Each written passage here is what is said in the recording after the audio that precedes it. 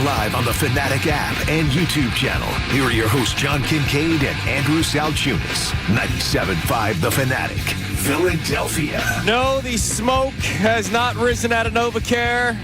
The Philadelphia Eagles have yet to name the new offensive coordinator. Good morning, John Kincade. And a good morning to you. Love that hoodie you're wearing. Oh, Lithuania, man. Shout out to the country. Rodman's in for Connor, not feeling well, so we're going to. But today we're still waiting. Still waiting for a hire. I'm okay. Yeah, and that's fine. They're doing an extensive search, which is exactly the opposite of what they did last year. Yeah, they're proving that all the talking points of last year were fake, and that's okay with me because it's just proving everybody who said that last year they didn't have to do the hire Kevin Patullo because who'd you want them to hire? Like, what did you want them to do? It's proving that was a fake story all along, so I'm okay with it. Can I be spiteful? Yeah, sure, everybody can. I want this to carry to February 9th.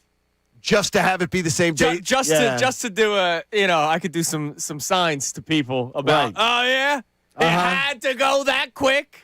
They didn't have enough time to find anybody. The reason why we're going through this extensive search because you didn't do one last year, and we may actually get to the date in which they won the Super Bowl, the anniversary. I'm rooting for it, John. I think that's fine, and I don't find that spiteful on your part. I find it that you're saying to yourself, "I knew I was right last year about it." That you're saying to yourself, "I knew I was right. My thought process was right, but the Eagles were trying to tell me something different." Yeah. And they were wrong. And a lot of people ate it up. All right, so today's going to be a day where it's kind of free balling. It's open. we have a topic. I don't really need that. We have a question for you, but the reason why I say it's kind of free balling is because Adam Schefter did that to us yesterday. He Johnny. certainly did. So yesterday, when we had Shefty on, as we were ending the interview, I basically said, "Hey, maybe next week we'll know who the offensive coordinator is," and he left us with a cliffhanger. I want to play it for you. This was the cliffhanger at the end of our conversation with Shefty yesterday. And maybe it'll be even more than that by next week. What are you hinting at? Maybe it'll be even more than discussion than an offensive coordinator. We'll see. So when he says that, we all immediately have the same reaction. What does Shefty know? What is it that he knows that he's just not telling us yet? Or maybe he's trying to just gather more information to be able to confirm whatever the report is. We all had the same thought. You, me, Connor, Sean Rodman in the back, Austin Jones, who posted the video with the question of what could it be. And before anybody says, Philly media trying to make something out of nothing. Trying to make something out of nothing. Everybody in the world was apparently wondering what Adam Schefter meant by it.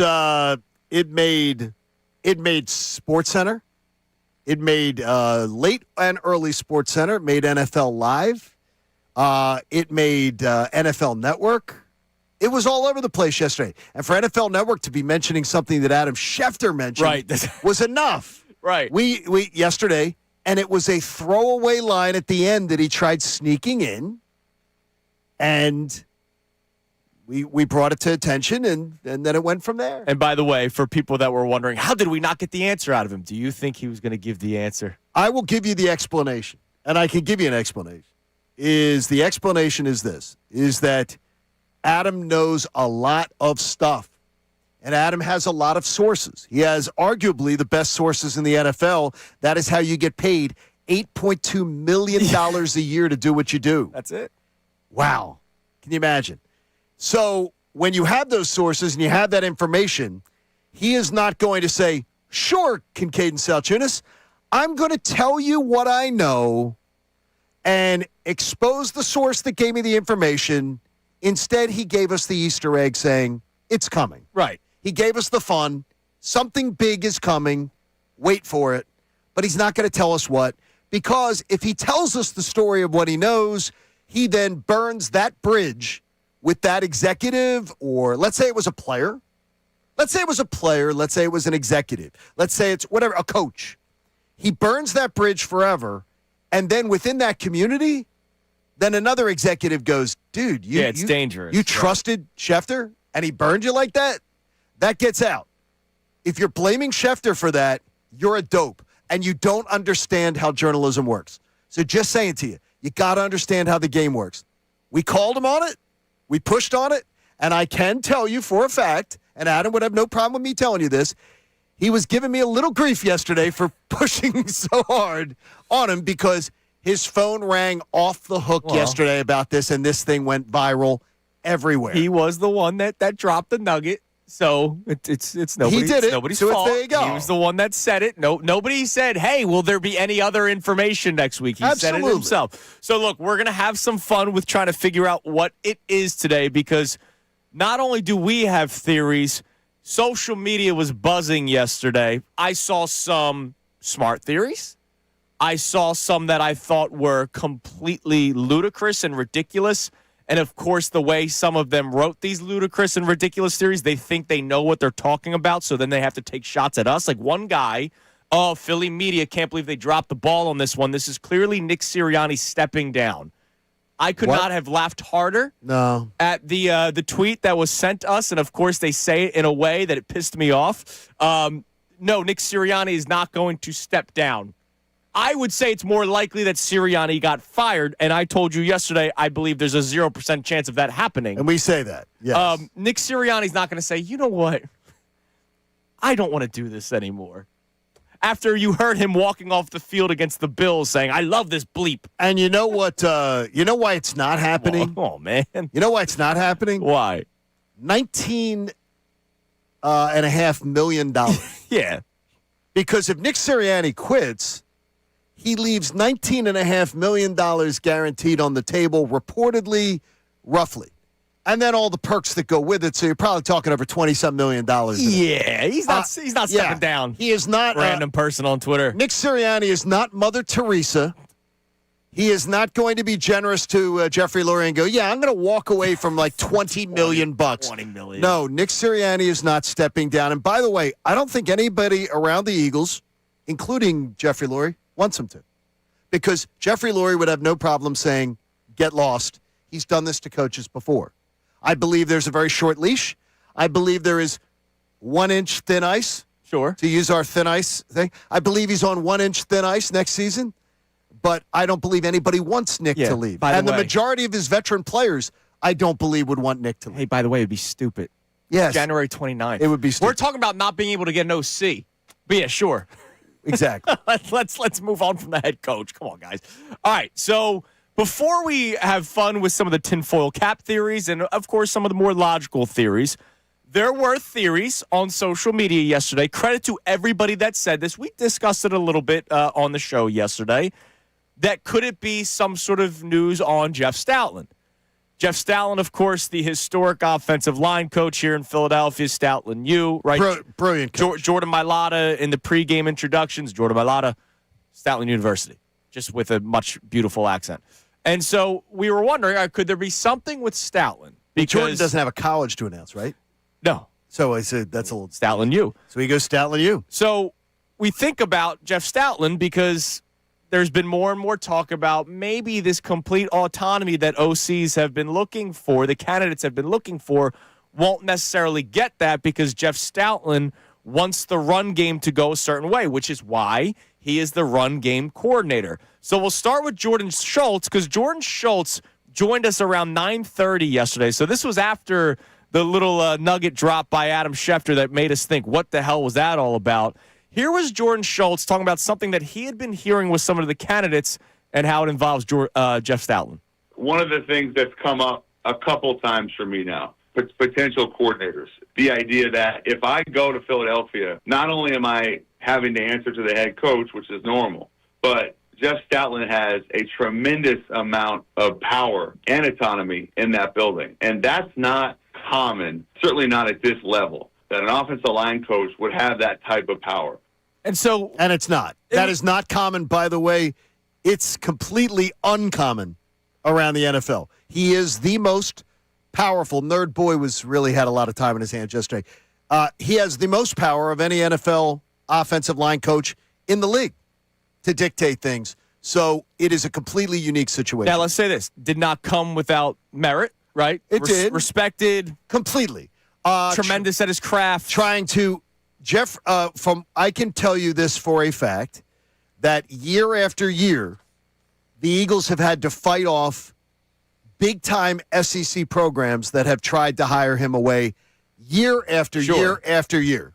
We're talking the blue bloods of the blue bloods wanting to get him in because they want to get him back. Right. And so the Eagles have had to up pay, up responsibility, up like a, but he loves it here. Right, and it's not like they just gave a guy. No, this like, guy, here, he's earned it, right. every bit of it. It's not Jeff, and by the way, it is not Jeff Stoutland going in and going, hey, give me mine. Right. It's Jeff Stoutland being so damn good at his job. Right. That everybody wants him, so he's able to leverage it, and God bless him. God bless America. Right. That's exactly what he's supposed to do. But then, of course, it leads to some situations where there were candidates, potentially, that were not going to come here because, A, maybe they wanted their own offensive line coach. I know that was the Cliff Kingsbury story a couple of years ago. Or and that was well publicized. You're right. Or B, just the ideas don't mesh, right? Like I'm not saying Mike McDaniel had this, well, but no, it doesn't mesh with him. By the way, that came out yesterday. NFL Network sort of saying that his run philosophies do not mesh with McDaniel's. Okay. So it was not going to happen. Mike McDaniel and him weren't going to – that was never going to work. Right. So Jeff McClain, his incredible podcast, Uncovering the Bird. He does such a good job, too. It's a great podcast. It always has great information.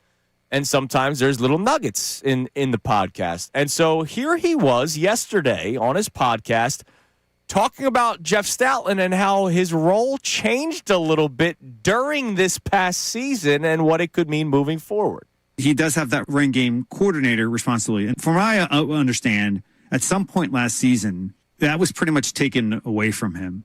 Oh. Now I don't know if that was because he wasn't getting the job done or they just decided, okay, we're better at doing this. I think, if you look at prior to this year, how well they ran the ball and Jeff Stoutland being in charge of the run game, you would think that you'd stick with the guy who's had that much success. Good. As we mentioned, there were injuries on the offensive line.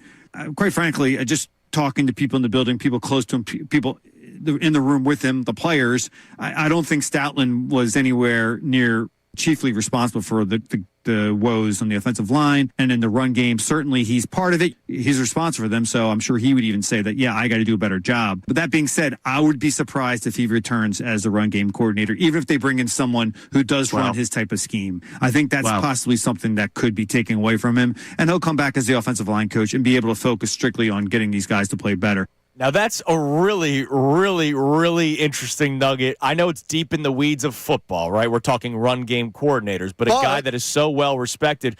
And I'm curious, when did that happen? And who in the world looked at that team and said, on the offensive side of the ball, yep, because somebody had to have a conversation and say, Stoutland's the problem. That's the problem. Are you kidding me? Not KP. Jeff Stoutland's the problem? I mean, to me, what we already know is and I'm drawing a blank again, I'm sorry, the quarterback from the Ivy League on Thursday Night Football, Amazon. Ryan Fitzpatrick. Ryan Fitzpatrick. We already know that Kevin Petula was whispering in the ear of Ryan Fitzpatrick and was telling Ryan Fitzpatrick, not my fault. Not my fault. I'm not doing anything wrong. Oh, no, I'm not to blame. Don't blame me. So we already know that he was being a little whisperer back behind the scenes. Hey, defend me. Yep. It's not my fault. And somehow somebody pointed the finger and they took responsibilities away from Jeff Stoutland. That's some serious BS. Yeah. That's a great job by Jeff McClain having that. But the question is, does he come back? Well, that's a major question. By the way, does he come back as run game coordinator? He's coming back, by the way. I pretty much have confirmed last night from somebody that would know that, to their understanding, he's coming back. By the way, they're lucky about that. Very Because lucky to have that. What if Jeff Stoutland said, screw you guys? Look at what happened in Cleveland yesterday. In case people don't know, the Cleveland Browns hired Todd Monken as their head coach. Jim Schwartz thought he was getting the job, right? Because he's been there for a while, D.C., and it's not like they hired a 30-year-old kid. They hired another 60-year-old. So Jim Schwartz goes, oh, screw you guys. I might not come back. We'll see what happens in Cleveland. The Eagles got lucky. If Jeff Stoutland really, really loves it here, that's why he's going to stay. There are so many new offensive staffs that still have to be put together. Right. If Jeff Stoutland today said to the Eagles, Deuces, I'm gone. I changed my mind. Later. I'm out. I'm gone. You guys, I'm out of here. Jeff Stoutland would be unemployed for 2 seconds. Right.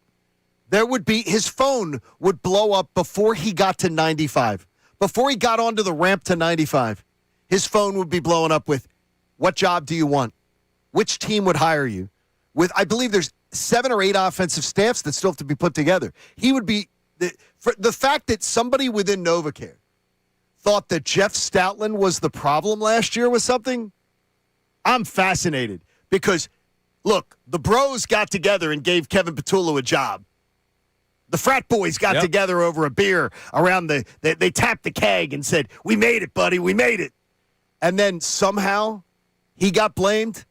That's some serious bull crapola. Yesterday, credit to a lot of Eagles fans that saw the clip that was posted from the Fanatic's Twitter account and Instagram account about Schefter kind of leaving those crumbs. A lot of people wondered, could this be a Stoutland move? Now, we don't know. Right? We'll find out hopefully within the next week before we have Adam back on next Wednesday. So we're curious, what do you believe? We can have conversation about this, not just social media stuff. What do you believe it was that Adam Schefter sort of dropped the nuggets of? And look, from your weakest theory to your strongest theory, I don't care. Let's have some fun with this today. It's 610-632-0975. Sports is supposed to be about fun, damn it, especially when I ask this question, John. Is this one of the more dramatic off seasons of your memory? Gosh. Like, I have lived through Eagles football forever. Look at the snow on the roof. I mean, I've lived through it forever. And I lived through crappy Eagles football. The crappy years that have made this era, the last 25 years, just beautiful. It's absolutely awesome. This is wild. I mean, this is wild. It's dramatic. This is if this was happening in Port Charles, I would say, okay, the writers are a little off the rails. Because think about this This is for a crazy. second.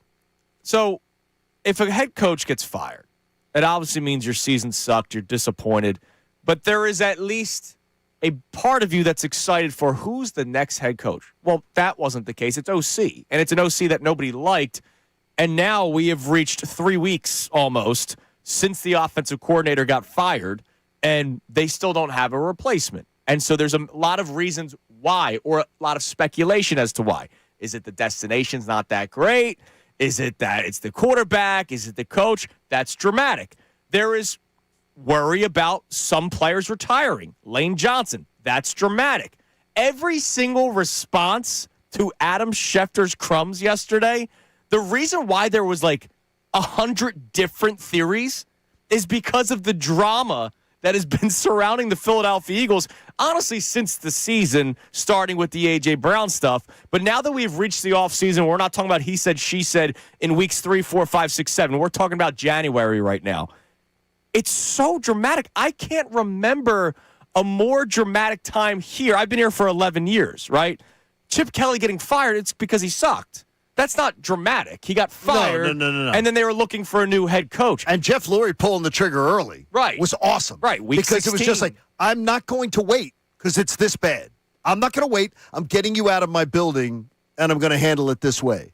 The one thing I would say about this is that very similar, and one day you will learn this with Cooper, and when Cooper starts his dating life. Mm-hmm. And I hope that you pass this on to your son because I passed it on to my own child. And I would say to her, she was had a little boyfriend situation going on, and this guy was dramatic. Lots of drama in his life. Okay. And I said to her, when she asked, like, well, what do you think, Dad? The minute she opens the door, I do not offer until she says it. And then when she says it, I get out the 2x4.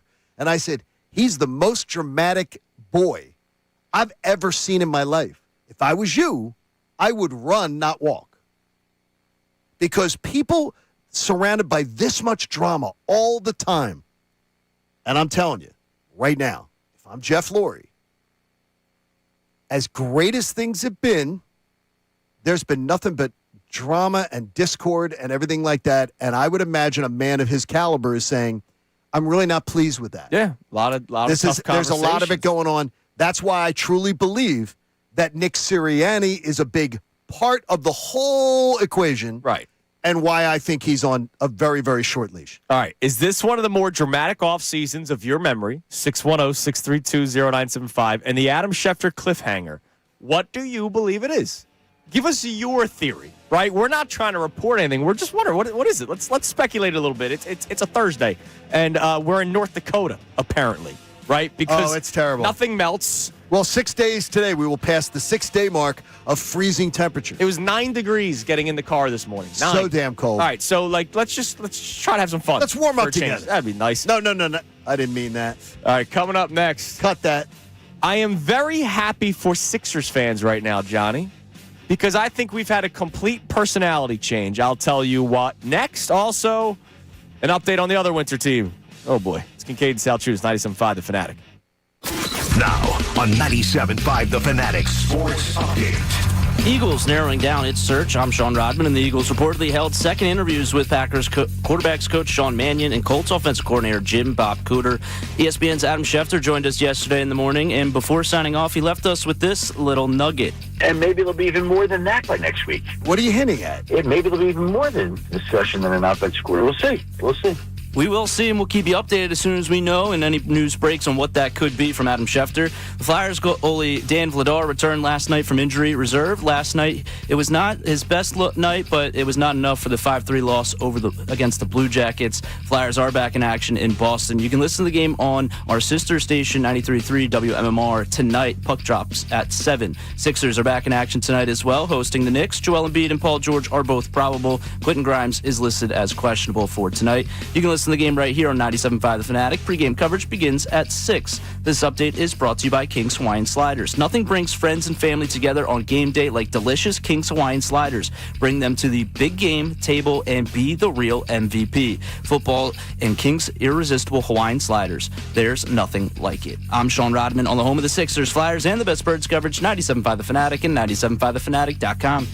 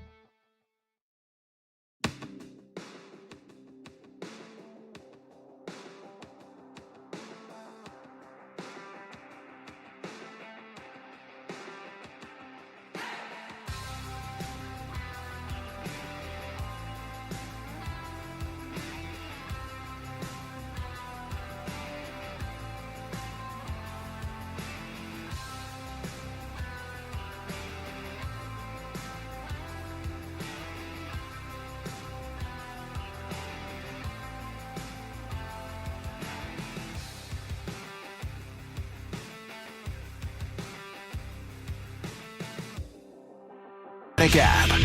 This hour of Kincade Salciunas is presented by Bradford White Water Heaters. Bradford White, they're here for the pro. It is 6:30 on this Thursday morning here on Kincade Salciunas 97.5 The Fanatic. What is your number one theory that Adam Schefter was leaving us with those crumbs at the end of the conversation yesterday? Even my boy Dove Kleiman was reposting it, Johnny. Yeah, the Dove Kleiman, man. who doesn't exist. Hashtag made it, bro. Hashtag. Yeah, that's great, Dove. All right. Great job. Real quick, because I don't want to spend too much time on it because it was horrific yesterday. Flyers lose yesterday. It was terrible. So after the 4-0 beatdown by the Islanders, after you have the great West Coast road trip, right? You come It back. was great. 5 out of 6 points. Come back, you lose 4-0, and it was sad, right?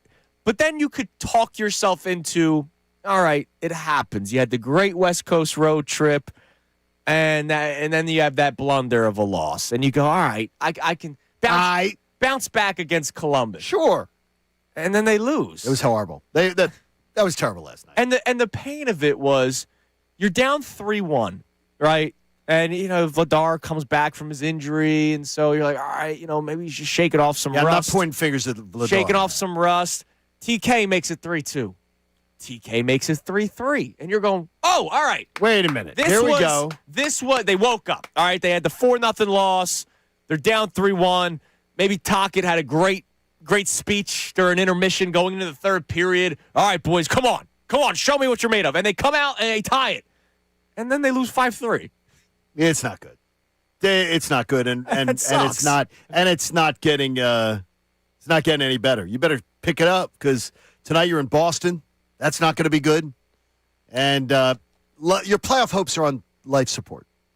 So you really got to get on your horse or it's looking bad. Life support? Life support. January 29th? Life support. I am not being dramatic. Life support. All right, well, they got to start winning. Because this team is not, they are not built, I'm going to tell you right now, they're not built to rattle off a 9 out of 10 win streak. Right. Win a regulation. Fair. Good point. So they're going to need, honestly, I don't know how they make the playoffs if they don't rattle off an 8-2 run, a 9-1 run, as it is. So that's what they're going to need. Not too good. All right. So Flyers rough loss yesterday. Now, basketball.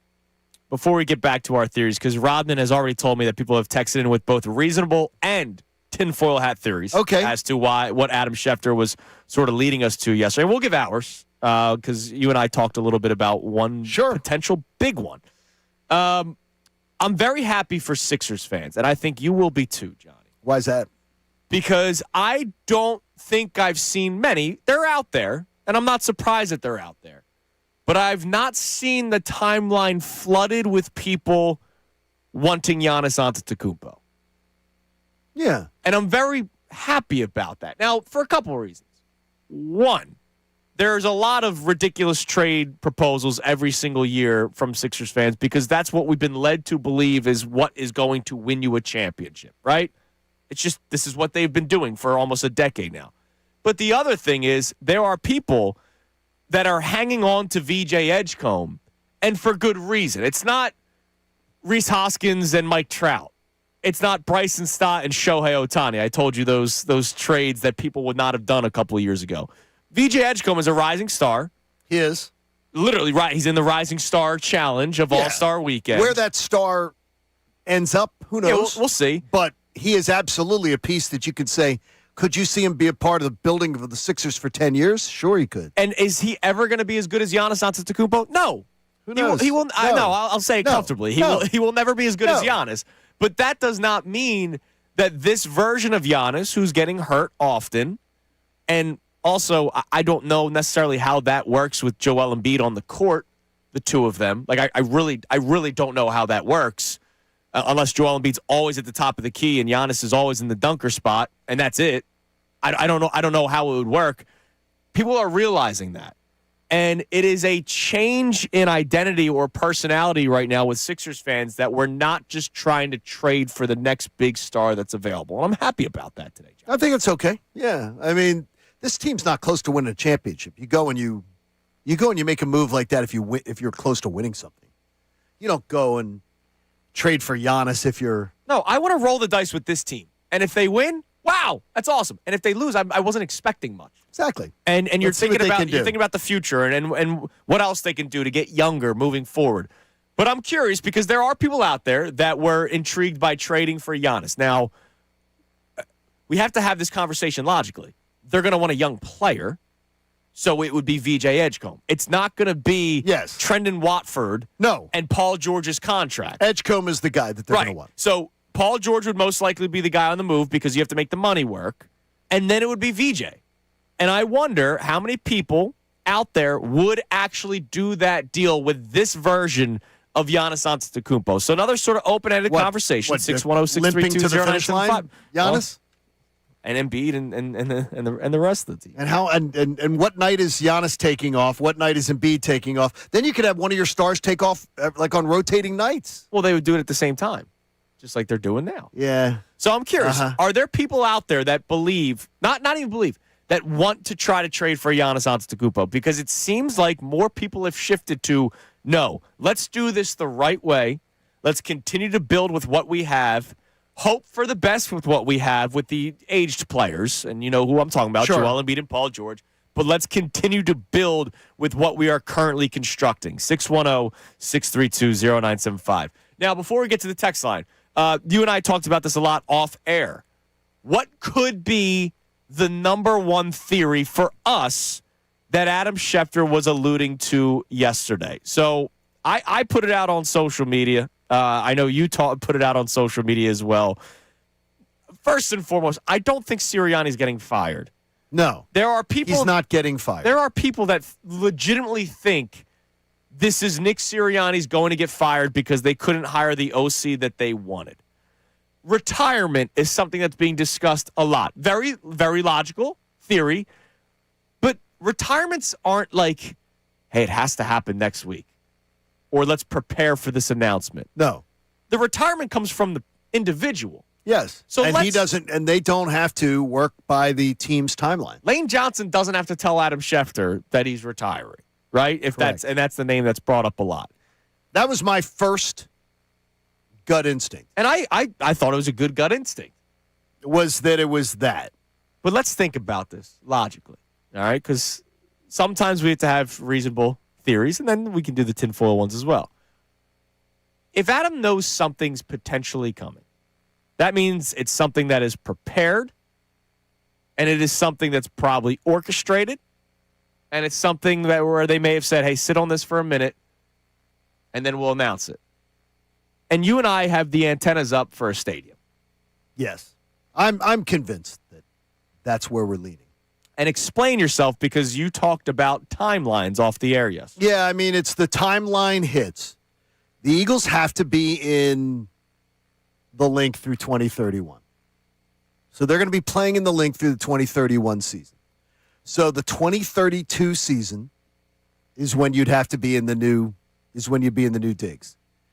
The Sixers and the Flyers also want to be playing in their new stadium in 2032. And what did they do this year? They've been pretty much announcing their stadium plans about what they want to do because they know the timeline to be able to get this thing done. That's about the timeline, the wiggle room you need to do. I do believe that it's going to be at the stadium, and I believe the Eagles have also been making moves on land down around the stadium, and we've talked about it. I've talked to you a couple times this year about stories that I've heard of the Eagles making moves on land adjacent to the stadium that I believe could potentially be a part of it. Yeah. I mean, look. That's what I think it's going to end up being, but I do not know. I'm not reporting anything. Right. Because, look, we're left hanging. But it's a very reasonable theory because, look, as somebody said to me on social media yesterday, it's not going to be a new stadium. That's all, just speculation. Why did they say that? Jeffrey Lurie, what was the reasoning? Well, there's never a reasoning. It's not going to be. Why? Jeffrey Lurie. I don't know. Jeffrey Lurie is literally on the record saying that they want a new stadium. Oh, he's getting one. He's talked about the time, the lease that they have with Lincoln Financial Field. Oh, by the way, he has also talked about the perks of having a dome stadium. Very vocal about the perks of having a dome stadium. And you know what's interesting? I wonder if the AFC Championship game had anything to do with this timeline. He's not getting into Jeffrey Lurie is been planning this for a while, and it's happening. It's not a question of whether the Eagles are getting a new stadium or not. The Eagles are getting a new stadium. The only thing is when. And I don't think he's going to play a season in the link longer than he has to. So they got to get on their horse and get this thing done. By the way, look at how stadiums are being built these days. I like the link. It's a nice place. I right? like the link a lot. But look at the way these stadiums have been built recently. They look like museums, right? Like the stadium, they're draws. The stadium alone is a draw. Think about baseball for a second. You would get on a plane if somebody offered you a place to stay to go to Wrigley, and it doesn't have to be to watch the Phillies. Like, you would go to Wrigley Field. To Wrigley, sure. You would go to Fenway. You would go to Pittsburgh to see these stadiums. Some stadiums in football have become that. The Raiders Stadium in Vegas. By the way, I was Chargers Rams. I was very unimpressed. Of the Raiders Stadium? Yeah, I was very unimpressed. Jerry's World has become not even to go see your team play. It's become a destination for people to go see these stadiums. The Link isn't that. The Link is the home of the Philadelphia Eagles, and that's pretty much the biggest draw to it. It's like the home of the Eagles. It's like going to a mall, like when they opened up Mercedes-Benz in Atlanta. From the time, during the construction process, I was in it and seeing it and open it. It's like going into a mall to me. I think it sucks. Even with the open roof, I think it sucks. Yeah. And to me, but going into it, they're beautiful. And they've got all the perks and they've got all the amenities. And that's probably something that Jeffrey Lurie is looking around the league. And oh, by the way, is there not a team in this division that's made noise with their stadium renderings? Well, Washington's getting it, sure. You don't think there's a competition between owners? Oh, sure there is. Oh, man, Josh Harris is building this gigantic stadium that everybody loves. My turn. So I think that is the most logical one, as well as you do. Logical being, and that's what we're trying to do here. We're not saying it's the answer, but it is the most logical. Which is why we're asking you what you believe it is. You want to go reasonable? Go for it. You want to go tinfoil cap theory? Go for it. I'm all for it because, as we said in the beginning of the show, this is one of the most dramatic off seasons of memory for the Eagles. So anything's on the table. Sure it is. You want to give me your tinfoil cap theories to what Shefty was leading us to yesterday? Go for it. 610-632-0975. Coming up next, we'll check our text line for the first time this morning. Also, an update on the Eagles OC search because second interviews were conducted. That must mean we're getting close, right? It's Kincade Salciunas, 97.5 The Fanatic. All right, let's talk about that FanDuel Sportsbook app. My bad, Robin. It is the last call for football on FanDuel in partnership with Valley Forge. It makes me sad. One final Sunday, one last kickoff, and our team's not in it. Final chance to place your bets before the NFL season closes its tab. This is Super Bowl 60, and FanDuel is making sure that you're in on it. If you're a new customer, you can bet $5 and get $200 in bonus bets if you win. So maybe you don't even want to go with the spread, right? 4.5-point favorites are the Seattle Seahawks. If you just want to bet Seattle to win, you can bet the money line. $5 bet would not win you all that much, but if you're a new user, you would get $200 in bonus bets if you win, and then you can use that on other leagues that are going on, like the NBA, NHL, or maybe save them for when baseball starts. You can bet on some futures. So whether you're backing the favorite, riding with the underdog, or building the last same-game parlay, make it count, because after the Super Bowl this season, well, it's over, and football's officially done. Last call for football on FanDuel, an official sportsbook partner of Super Bowl 60. Just visit FanDuel.com/local to get started. You have a 21-plus present in Pennsylvania. First online real money wager only. $5 first deposit required. Bonus issued is not bonus bets that expires 7 days at the receipt. Restrictions apply. See terms at sportsbook.fanduel.com. Gambling problem? Call 1-800-GAMBLER.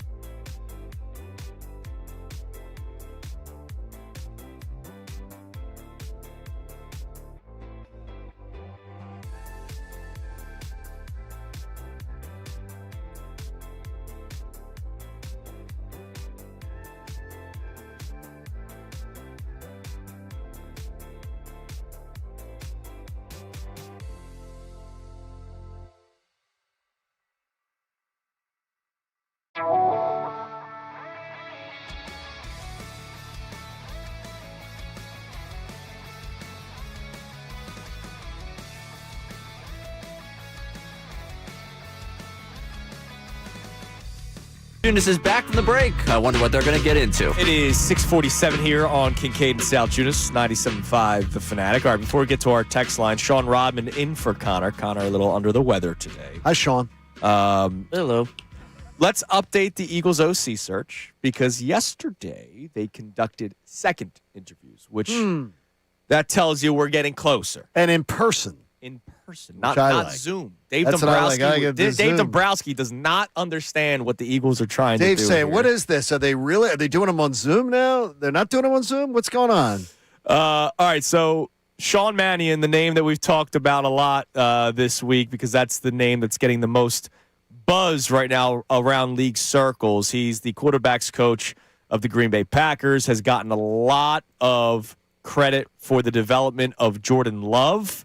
A lot of people, as you have said yesterday, are talking about him as a future head coach in the NFL. On the Fan yesterday in Green Bay, got a phone call to do a little hit with them, and they were trying to see, is there any way they could come up with a creative way to give him a new title? Kind of like what we were saying about Christian Parker. Like, can Christian Parker get an assistant coach title? Could they something? do something to keep him around? Because Green Bay, in 2 years, this guy's been in the NFL for 2 years now. Yeah. Now, he was a long-time NFL backup quarterback. Sure.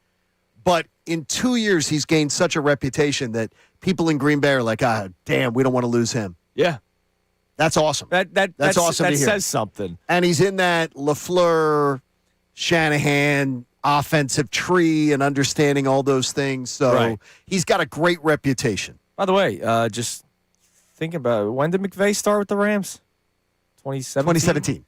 He actually played for McVay for 2 Yeah, years. Again, as he did. as a backup. No, he but that- did. But you study under that offense. Yeah, that's actually another interesting nugget there. Of course. So Mannion got his second interview, as well as Jim Bob Cooter. Of course, Jim Bob Cooter, older, and he's the offensive coordinator in Indianapolis, but Shane Steichen's the one that calls the plays. So Shane Steichen and the Colts have said, hey, if you can find a lateral move where you're the play caller, go for it. We will allow that. So Jim Bob Cooter getting his second interview with the Eagles as well. That's not a name that a lot of people are excited about. Well, I can tell you this, excellent reputation down Sure, south. no, absolutely, Down yeah. south, he has an excellent reputation. I don't know about the NFL, but an excellent reputation down south. I would just say a Mannion to me is a much more intriguing candidate. Right. Because I see the tabula rasa. I see the blank slate. I see the creative ideas, all that he's trained under, and he's an NFL guy who's been under all these coaches, studied their offenses, been with teams. Backup quarterback is very similar to catcher in baseball, where a lot of people say it's one of the you do the most studying, but you don't necessarily be known as much. But you could be known as a very great head coach or manager. Sure. Now, yesterday, we had Adam Schefter on, but Adam Schefter obviously works for the network, ESPN, and his day doesn't end at 8:15 on Kincade and Salciunas. Yesterday on NFL Live, he was asked about, sort of what he's been hearing recently about the OC job. We will play it for you, and there is one moment in it that absolutely scares me, and as in the spirit of tinfoil cap theories, I have one. Go ahead, Sean. Well, they might not be the big names that Sal in Philadelphia will like, but they've spent the last couple of days talking to Jim Bob Cooter of the Indianapolis Colts, and they've spoken today to Sean Mannion, the Green Bay Packers quarterbacks coach, who a lot of people believe has a bright coaching future, and they're looking for the right fit for one of these jobs. They've been through any number of candidates. They don't appear to be in any rush to name somebody. They have Nick Sirianni, who always could call the offense if they can't find somebody worthy of doing the job, but they're being diligent, looking for the right match. And also, again, the fit is not for everybody, as we've seen. Some people have taken other jobs. Some people have pulled out of consideration. It's not for everybody, but they think there are enough good candidates out there that they're going to come out of this with a good, strong offensive coordinator. Nick Sirianni could always call plays. Yeah, I got to tell you, that was really bad. That was bad on Adam's part. You ready for a tinfoil cap theory? What? All right, Nick. You Mr. Offense. Prove it. No, they're not doing that. I know, because Jeffrey Lurie's not. It'd be a total wasted season. Yeah, Jeffrey Lurie's not peeing away the 2026 season. But think about this for a second. This is why it's tinfoil. All right. It would be hard to fire a head coach that has had all this success, especially just winning a Super Bowl. if he can't handle the offense and everybody wonders what it is that you do around here, they go, well, look, you literally can't do it. Jeffrey Lurie has already shown he can fire a Super Bowl winning head coach. Yeah, he can fire Chip Kelly. He has no problem firing a coach. He doesn't need that. That would be a tinfoil, though. Tinfoil, That would baby. be a tinfoil theory. That would be. And by the way, tinfoil, I found it for my wife yesterday, very expensive. Oh, yeah. Unless you buy the off-brand stuff, which is what I do. All right, Sean, what do we got on the text line? 610-632-0975. Reasonable and tinfoil hat theories based off of Adam Schefter just sort of leaving some crumbs at the end of the conversation yesterday. Yeah, let's start with a tinfoil hat theory from John from Langhorne. Says, possible Schefter nugget, Birds are trading for Giannis. Oh. See, that could work. That's Wait a extreme. minute. A collab? Are you talking about a collab here? Now, I did see trade Sirianni stuff yesterday on the time. So coming up. Wait a minute. Wait. Okay, hide it. Hide it from me, and do not talk to me. All right. Because fine. I did not see that on my timeline. So it's 7:10. I have a list of the top theories that I saw yesterday on social media. And by top, I mean either the ones that are funniest to me or the ones that were said repeatedly. Okay, I did not see this one. Oh, you missed this okay, one. it did not show up on my algorithm. Dude, all right. I honestly, I would have answered that with some funny memes, so I want to know. I can't wait to hear that All one. right, go on. That's awesome. All right. Next up, Bob from Dub C checking in saying Lurie is handing over the CEO role to his son, the Harvard grad analytics. That's a great one that I did not think of yesterday. Julian is going to run this organization. Right. I do not believe Julian is running this organization in 2026. Yeah, I think it's still early. I think it's early. That's a good theory. But I will tell you this about Julian Lurie. From everything I've observed and everything I've been told, Julian Lurie is not some look. He is a kid. There are silver spoon rich kids that grow up very entitled. With their the dad's rich and the kid walks around like they own the place and everything like that. Julian Lurie works for the Eagles, and dad makes him work for the Eagles, and Julian Lurie works, learns, observes, gets involved, gets his hands dirty, and is not sitting there like, okay, son, you're the little prince. Right. You're going to be. I admire the way that he's, making his bones to get ahead. Yeah. I don't believe it's going to be in 2026, though. All right. So coming up next, we'll check more text messages. Reasonable and tinfoil hat theories. We'll play the little clip at the end from Adam Schefter. Leaving some crumbs as to what we could be paying attention to from now until next Wednesday. Yeah, we need a shop vac. We had tons of responses online yesterday. I will go through the top theories from fans next, Johnny. And the one I want to hear. It is Kincade Salciunas, 97.5 The Fanatic. Now on 97.5 The Fanatic Sports Update. Eagles are conducting second interviews. I'm Sean Rodman, and the Eagles reportedly held second interviews with Packers quarterbacks coach Sean Mannion and Colts offensive coordinator Jim Bob Cooter. The Flyers goalie Dan Vladar returned from injury reserve last night, but it was not enough in the Flyers' 5-3 loss to the Blue Jackets. The Flyers are back in action tonight in Boston. You can listen to the game on our sister station tonight, 93.3 WMMR. Puck drop is at 7. Sixers are back in action tonight, hosting the Kings. Joel Embiid and Paul George are both probable tonight. Quentin Grimes is listed as questionable. You can listen to the game right here on 97.5 The Fanatic, and pregame coverage begins at 6. This update is brought to you by Uber Eats. Philly, you hungry? Good thing Uber Eats has a great deal waiting for you at Chickies and Pete's from now until February 15th. Spend $30 and get 6 wings free on the app. Order now, only on Uber Eats. Terms apply. See app for details. I'm Sean Rodman on the home of the Sixers, Flyers, and the best Birds coverage, 97.5 The Fanatic and 97.5thefanatic.com.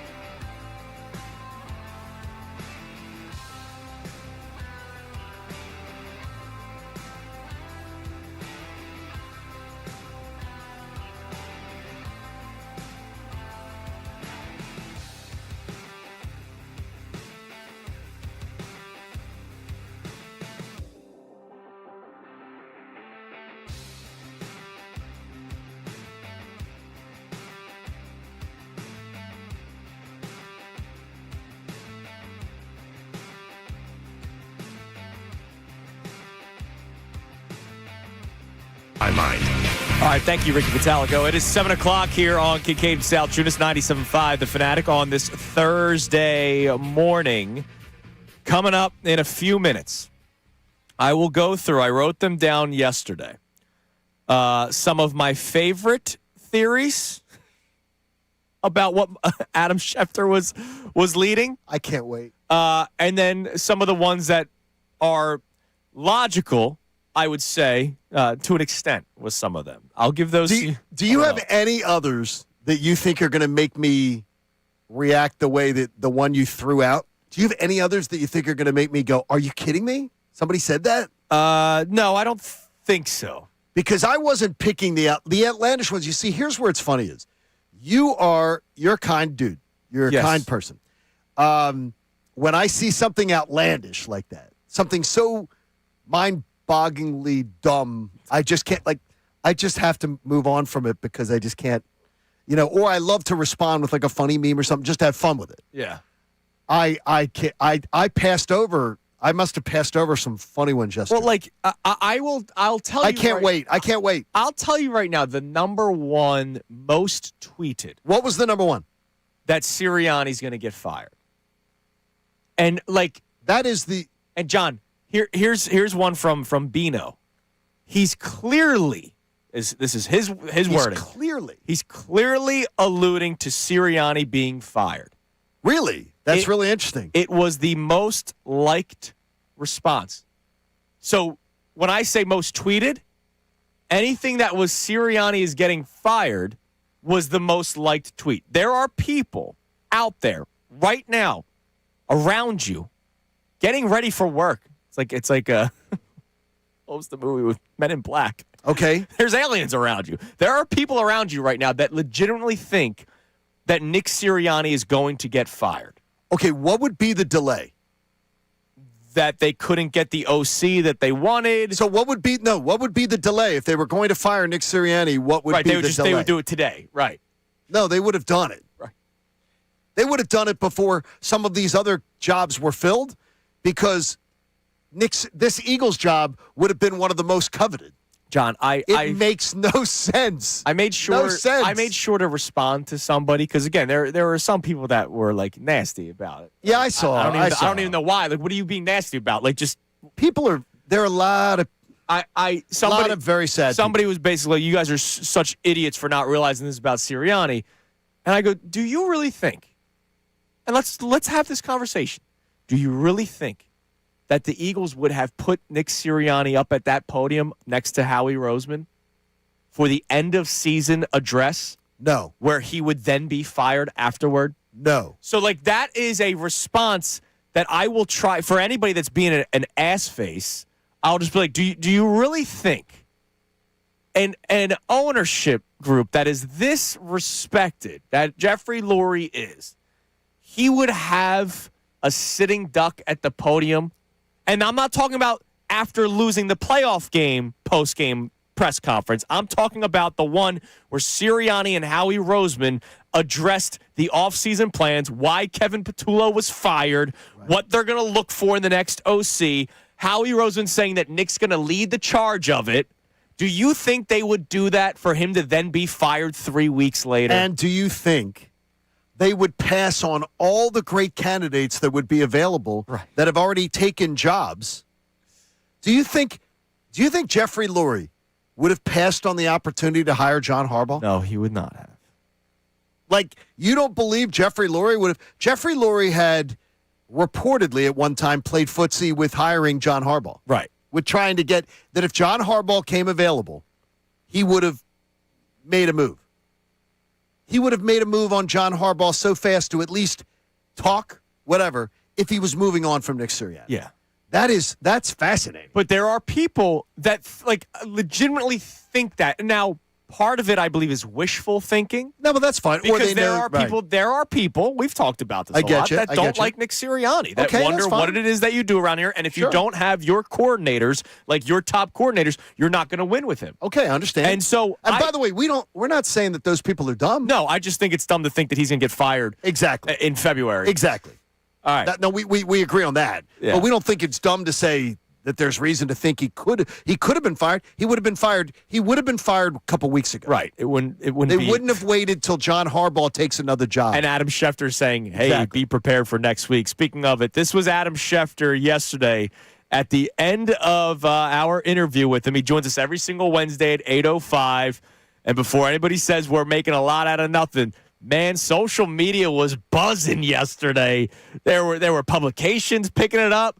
There was Dove Kleiman's ML Footballs. It was all over the place. It was all over yesterday. the place. This was Shefty just sort of dropping this on us at the end. And maybe it'll be even more than that by next week. What are you hinting at? Maybe it'll be even more than discussion than an offensive coordinator. We'll see. And again, He wasn't happy with me, by the way. And again, people. And I'm not, pulling back the curtain too far. He wasn't happy that I pushed him on that. He just wanted to get in and get out by leaving us a little nugget.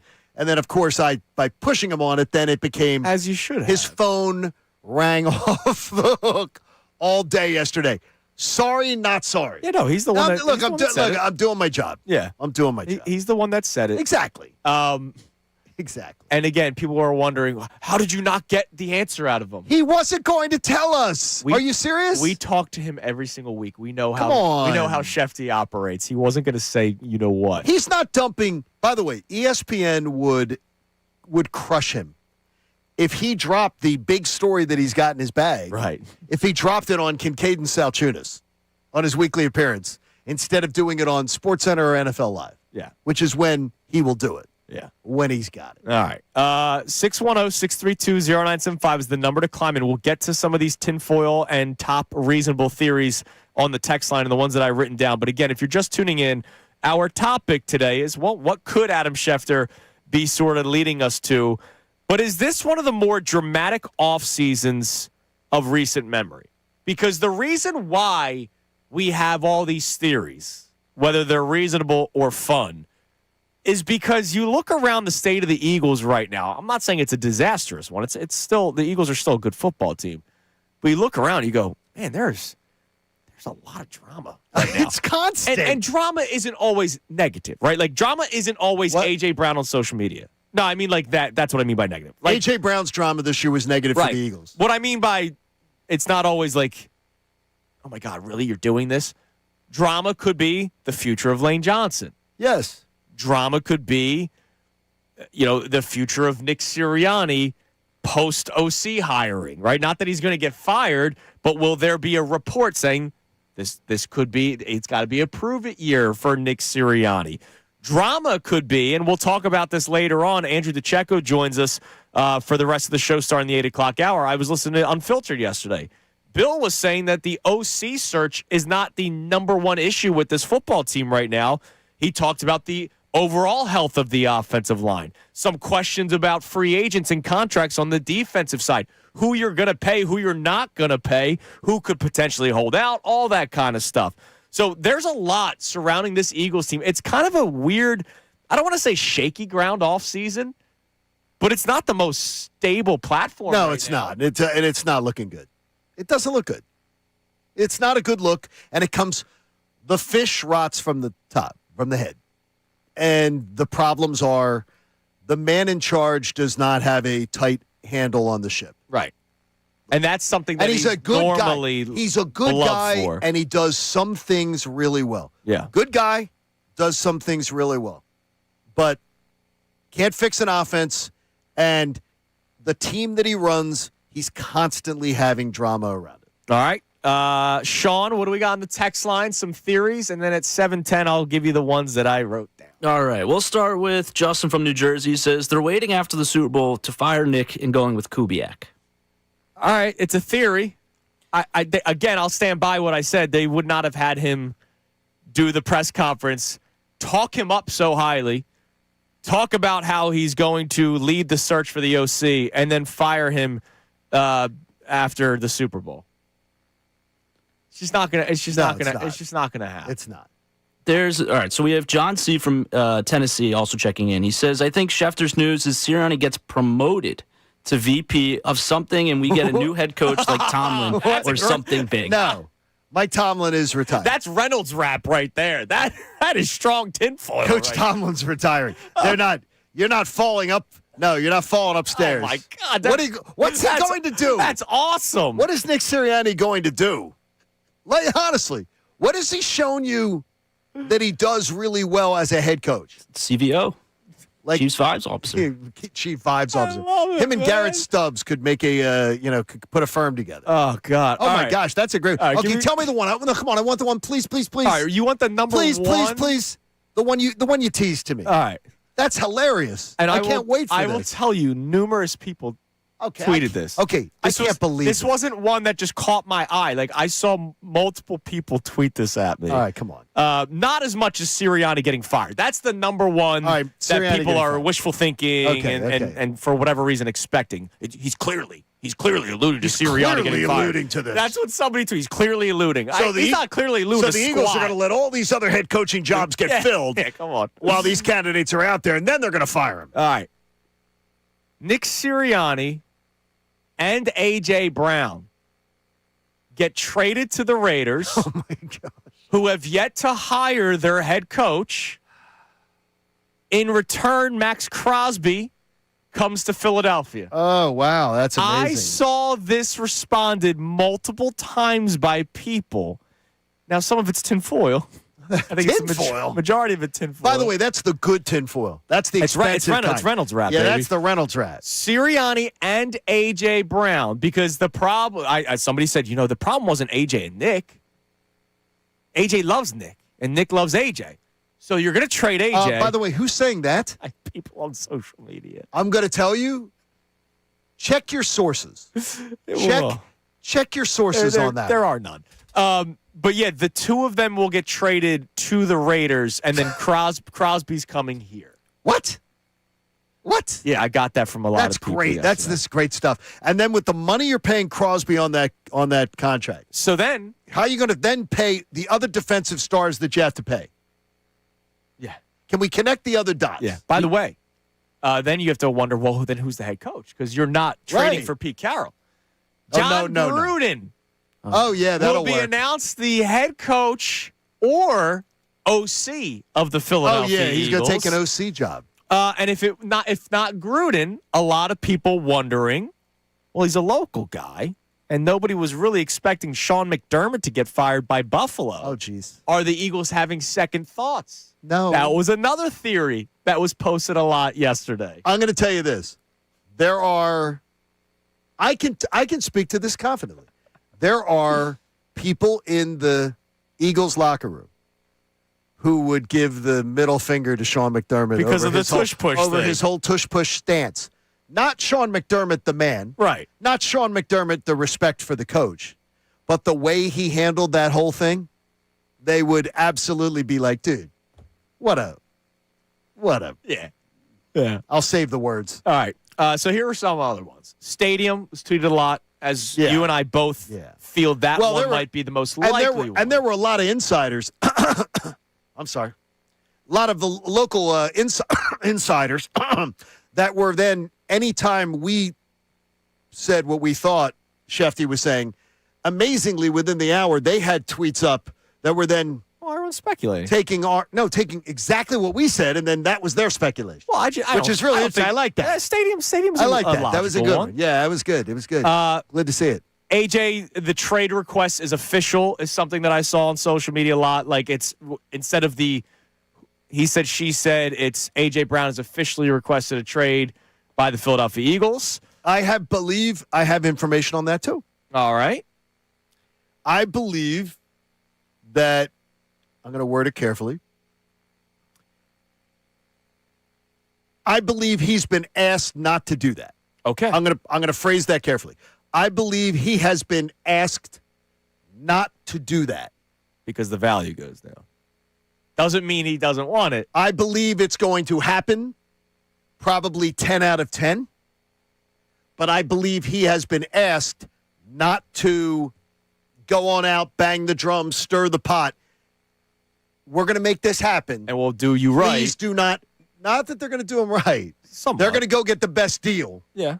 But don't make this, don't do anything that potentially hurts your value. Right. Please. Fair. Okay. That's fair. So that is, and somebody that has good knowledge of it is saying they expect that he'll he'll cooperate with that. Yep. He's not going to make himself a 3-ring circus to say, get me out of there, because he knows they're going to do their best to get him out of here. Okay, fair. Jeff Stoutland out is a lot of what people were saying yesterday. Now, Don't this believe one caught a lot of steam from a respectfully random tweet. It's not a reporter. It's just Okay. It was a fan that said he heard something, and a lot of people buy into it. What's that?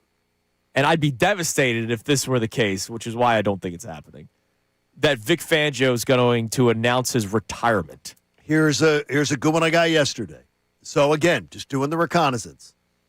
I was told with 100% certainty that if Vic Fangio had contemplated retirement, he would have looked at his staff and told Jeffrey Lurie, hire Christian Parker to be my replacement. Exactly. So there's no way. So what, Vic Fangio decided, when did Christian Parker become the Cowboys? Last week. Friday. So I did the Dallas radio Friday morning. So like Friday he took that job. So that means that Saturday Vic Fangio decided to retire? Right. No. Yeah. So because I was told with certainty that if he looked at his staff and said, who needs to take over? Vic, you're going to retire? God bless you. Have a great time. Let's do it. Who would you pick? That he would have picked Christian Parker to replace him. Yeah, there were a lot of people that were running with that yesterday. So Vic Fangio would not have said to the Eagles, yeah, I'm going to wait. Let him take another job. And he's the opposite of Jonathan Gannon, where Right. Gannon lies Right. and then takes the job, and then the Eagles are completely screwed. Like, there is something to, I know this is, I'm going to go into personal life here. There is something to leaving on good terms. Oh, and I think that Vic has a very good relationship. Regardless of your age, right? Regardless of where you're at in your career, saying, screw you guys, I'm retiring, is not necessarily something that I would imagine Vic Fangio would do. I would imagine it would be prepared. I would imagine he would help pick the predecessor. He's going to help with the transition. He's going to make sure of it. And I don't believe Christian Parker would leave in that situation in any way, shape, or form. Yeah.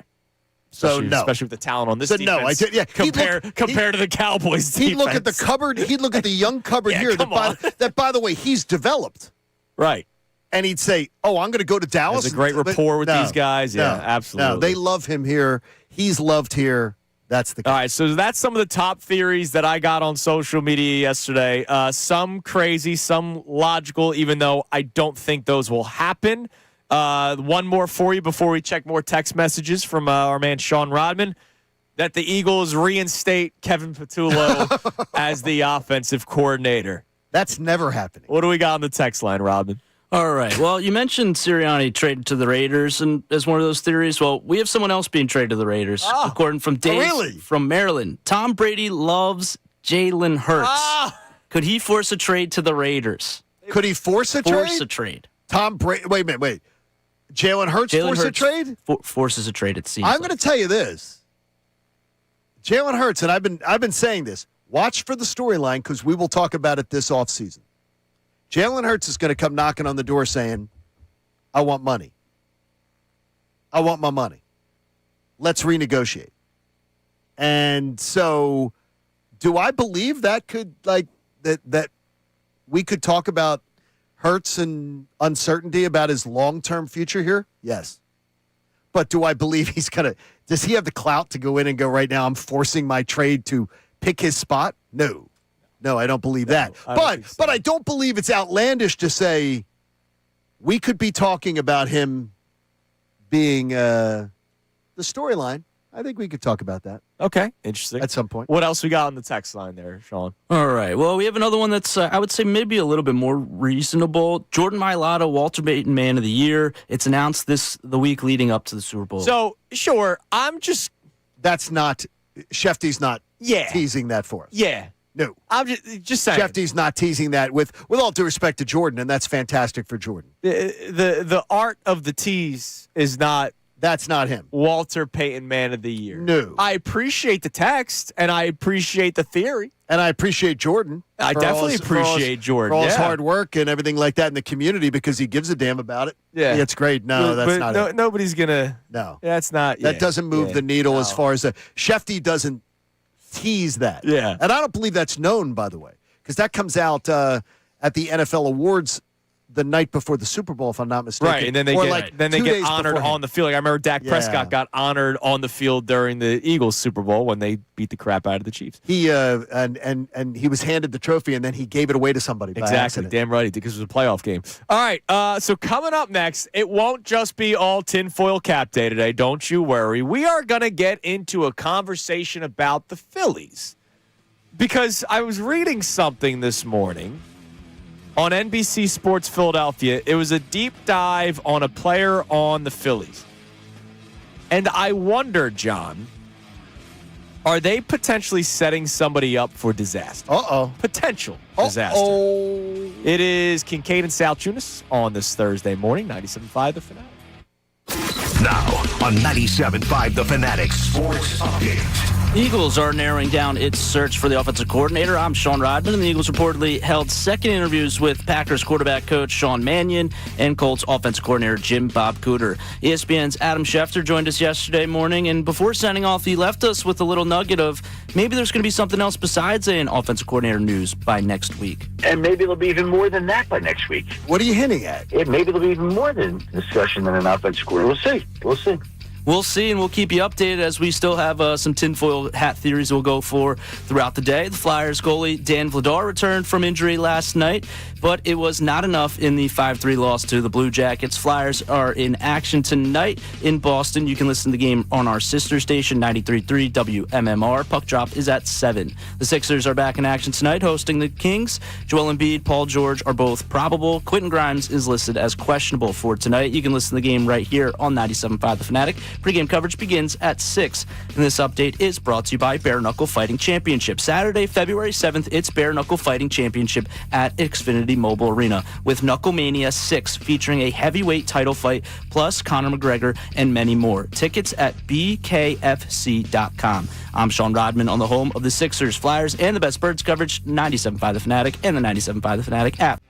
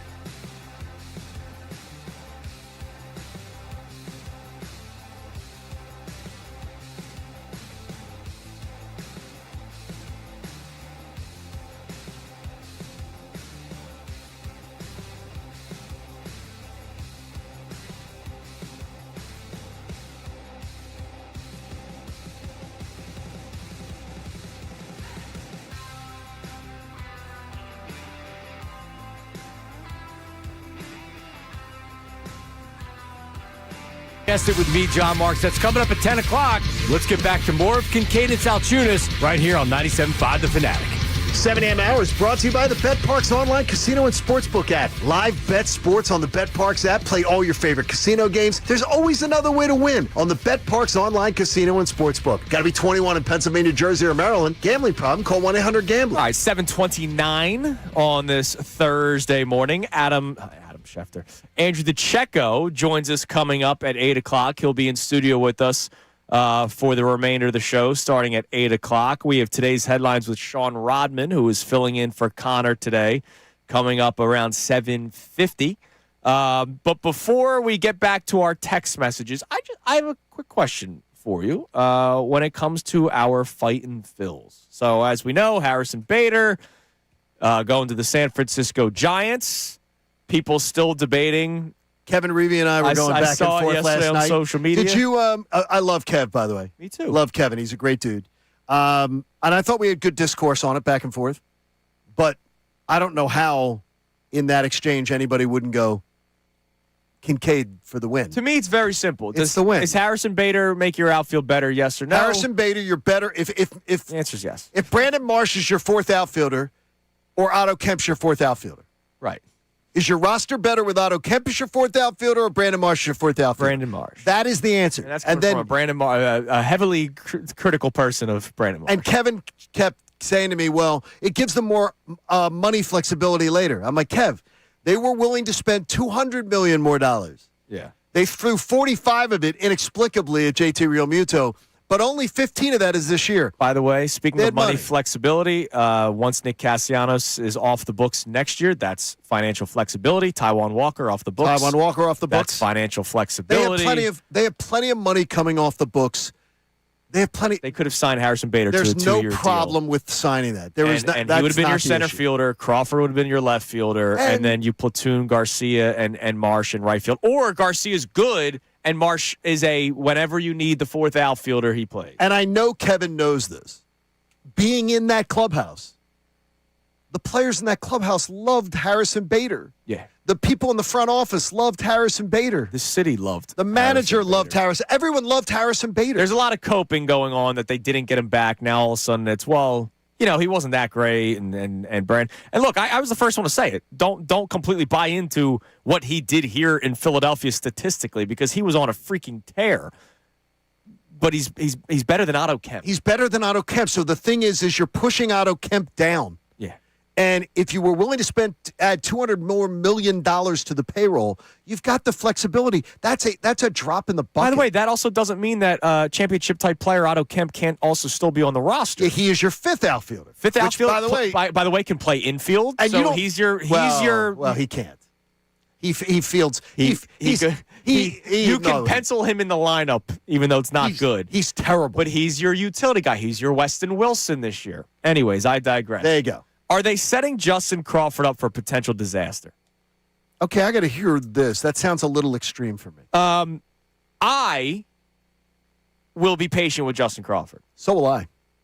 I'm excited for Justin Crawford. I've been waiting to see him. Bring him on. I'm excited for it. But you do realize we're talking about the worst outfield, one of the worst outfields in baseball. Yes. And I don't think people have high expectations for Adolis Garcia. They're curious to see what he can be, right? I'm excited to see what he can contribute. And as long as I get the pop. That's all you want. If I get the pop. From the right side. If I get the right side pop that protects some of the left-handed bats and I get the defense, then I will say really good $10 million signing. People know what you're getting out of Brandon Marsh. I don't have the expectations that some people like Connor Thomas have for Otto Kemp, 25 home runs. Kev thought he can be an all-star. Yeah, I don't think so. An all-star. He's 27. I don't, but getting into the big leagues. I don't think so. I don't get it. So eyes are going to be on Justin Crawford this year because he's not Harrison Bader. Because a lot of people love Harrison Bader. And so now Justin Crawford is coming up and is going to have to make an impact immediately for a championship expectation team.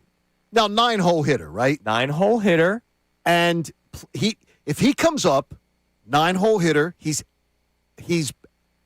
more than he's adequate or more at the plate, and he is very, very good defensively, I am fine. I'm more than happy. I read an article on NBC Sports Philadelphia this morning, and it was all about his numbers and how they can translate to Major League Baseball. What were they Obviously, thinking? Well, just ball in play, quick hands. Okay. There's analytical. Sure. His swing path and speed and how it It's a lot of translates. ground balls. How it translates to Major League Baseball, and then obviously his ability in the outfield. Even though there were people that were telling you he was at one point destined to be a left fielder, he's now going to be your starting center fielder. So I'm not saying that he's going to suck. I just wonder going into this season where we're talking about clock's ticking. And you're asking this kid to step right in, which I'm in favor of. I don't want him to play one day and sit the next day. Let the kid freaking play. I want him to play 6 days a week. And I'm going to be very patient about it. So am I. Because he's a part of your future. But I don't believe everybody will have that mindset. No. Not everybody's going to be patient. What if he comes out the gate hitting 175? Well, then he'd be like Brandon Marsh has been for large stretches of his Phillies career. But nobody's saying Brandon Marsh is going to save the outfield. No, I get you, but there are people who are still stumping for Brandon Marsh. I got you. Like it's coming. It's coming. Brandon Marsh is going to be you got to keep betting on Brandon Marsh. The reason why I say this is, and I love Brandon. And you've seen it on social media. We've had people text it in. There are people, Phillies fans, that are saying, "Why are you worried about the outfield? Justin Crawford's coming up this year." What? And I go, okay. The 9-hole hitter? Yes. You're holding on to the 9-hole hitter being the guy that saves the already bad outfield. What? And do they realize? I'm worried that people that have that mindset could potentially be disappointed or maybe not patient early on. Do they think his dad is coming?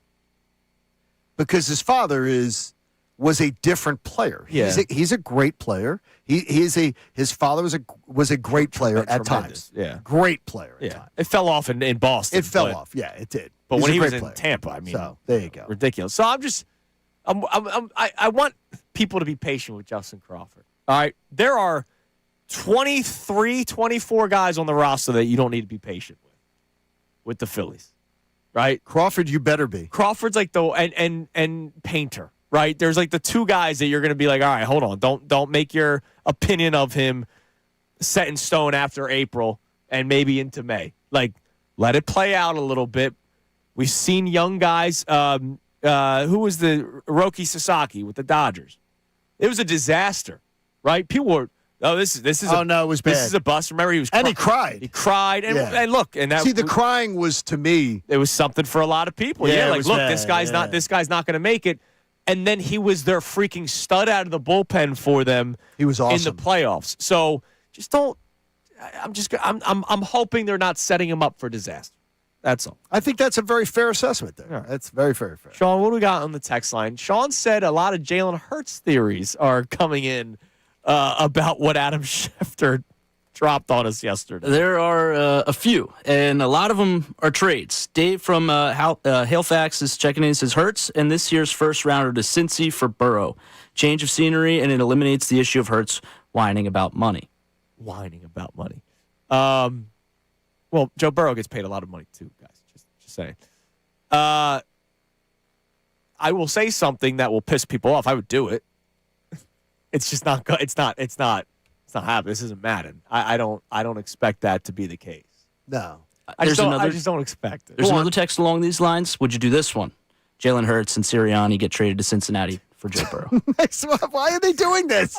They love their coach. We have reached Seriously. We have reached a time, and that's why I asked the question today. Is this one of the more dramatic off seasons that you can remember? You have gone through more off seasons than me, Yes, Johnny. and I went through bad Eagles football. Like we're talking about. This is a great era. We're going to trade the head coach and the quarterback for a quarterback on another team. And nobody's doing that, by the way. By the way, if you're doing the trade for Joe Burrow, you are doing clickbait. The Cincinnati Bengals are not trading Joe Burrow. It takes 10 minutes of research to go, the Cincinnati Bengals are not interested in trading Joe Burrow. I do it. Oh, no. Sign me up. I know I know that pisses people off. No, sign me up. Because Jalen won. The Cincinnati Bengals are not trading Joe Burrow. It's not happening. So it's like, it's great to say, you know what we should do? The Phillies should, tomorrow on the show, Phillies should trade for Ohtani. We should do the show. It's exactly like doing Phillies should trade, the Eagles should trade for Joe Burrow. It's the same show. Yeah, I think the Phillies should trade for Ohtani. Let's put the deal together. But, hold on. It's not, hold on. Cincinnati is not trading Joe Burrow. Ohtani has not expressed emotional feelings. Joe Burrow was very emotional. Joe Burrow is it's very, very clear. Maybe Joe Burrow wants an offensive line. Him and his coach want to be. Him and his coach are sort of very aligned. That's part of the reason the coach is there. The coach could have been fired. Oh, well, then it's a package deal. Then it's Nick and Jalen for Joe and Zach Taylor. I don't want the deal. I don't want that deal either. What else? I mean, come on now. What else we got, All Sean? right. This person says, tinfoil hat theory. Eagles hire Nick Foles as offensive coordinator. Go 11-3, secure the 1 seed. Hurts decides to retire abruptly. Foles comes out of retirement and wins the Super Bowl. Okay, this is 11-3 doesn't add up to enough games, but and then Nick takes over is what he's saying. Here's the problem with is that when people talk about Nick Foles, well, why don't you do that? Should he be a guy who comes out and goes do that? He made so much money. And a lot of these players made so much money in their careers that you say to yourself, why would they want to do this? Nick Foles in his career, I'm just trying to do the math for you here real quickly, 27, 38, 48. Lots. Hundreds. Okay, of millions. hundreds of millions of dollars. A guy like that is not going to go, you're going to go to a small office and grind for 16-hour days for 6 months a year. And the rest of the year, you're going to work 10-hour days. No. Unless he wants to. Unless it's for the love of the game. No, he's love of the game. No, he's not doing that. All right. So here's the deal. Coming up next, we have today's headlines with Sean Rodman. Andrew DeCecco is going to be in studio with us for the final 2 hours of today's show, starting at 8 o'clock.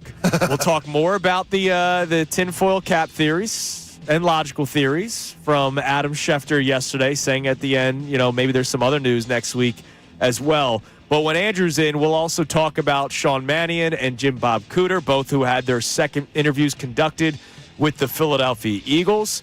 I'm curious, are people going to be patient with Justin Crawford? I would like to open that up as well on the text line, 610-632-0975. We had a Sixers question as well. Have you changed your mentality of trying to trade for big stars? Because the Giannis stuff popped up yesterday that he is officially ready for a new destination. And for the first time in a long time, John, I didn't see the timeline flooded with go for him, Sixers. And I'm happy about that. I really am. I think we've changed our mentality when it comes to that. So we'll check the text line on other things as well. It is Kincade and Salciunas. Today's headlines with Sean Rodman next here on 97.5 The Fanatic. I can tell you it's all about live betting on the BetParks app. It is so much fun. BetParks, the only sportsbook and casino app that I recommend to you. And you get your bets in on the big game already, where you can get yourself some big money. You can also win one entry to win season tickets on every $25 bet you make on the big game. Right now, Seattle, a 4.5-point favorite against New England. Your big game wagers get you entry for a chance to win 2027 season tickets to your home state's pro football team for all BetParks new and existing customers in Pennsylvania, Jersey, Maryland, or Michigan. A $25 wager in the big game gets you registered for a chance to win 2027 season tickets to either the Birds in Philly, the Black and Gold in Pittsburgh, Baltimore Pro Football, or Detroit Pro Football. Yeah, you can win 2027 season tickets. Got to love that. 50 BetParks users across all states will be randomly drawn to receive BetParks bonus bets, and one grand prize winner is going to receive season tickets to their local pro football team. So terms and conditions apply. See BetParks.com. And 2,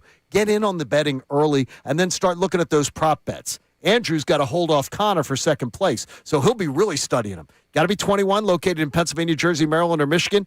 Yeah, go. It's a big game season ticket giveaway from BetParks. Call 1-800-GAMBLER should you have a gambling problem.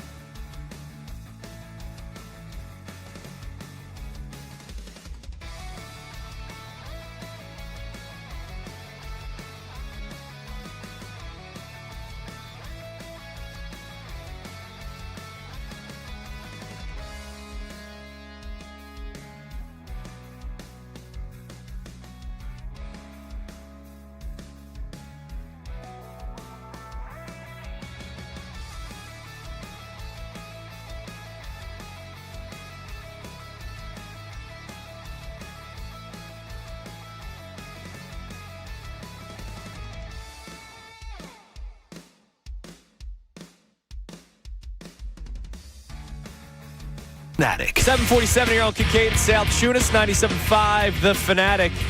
Tough loss for the Flyers yesterday. Disappointing loss for the Flyers yesterday. But what's not disappointing is the Flyers Charities Carnival, which is always great. It's going to be awesome. This Sunday, February 1st at the Xfinity Mobile Arena.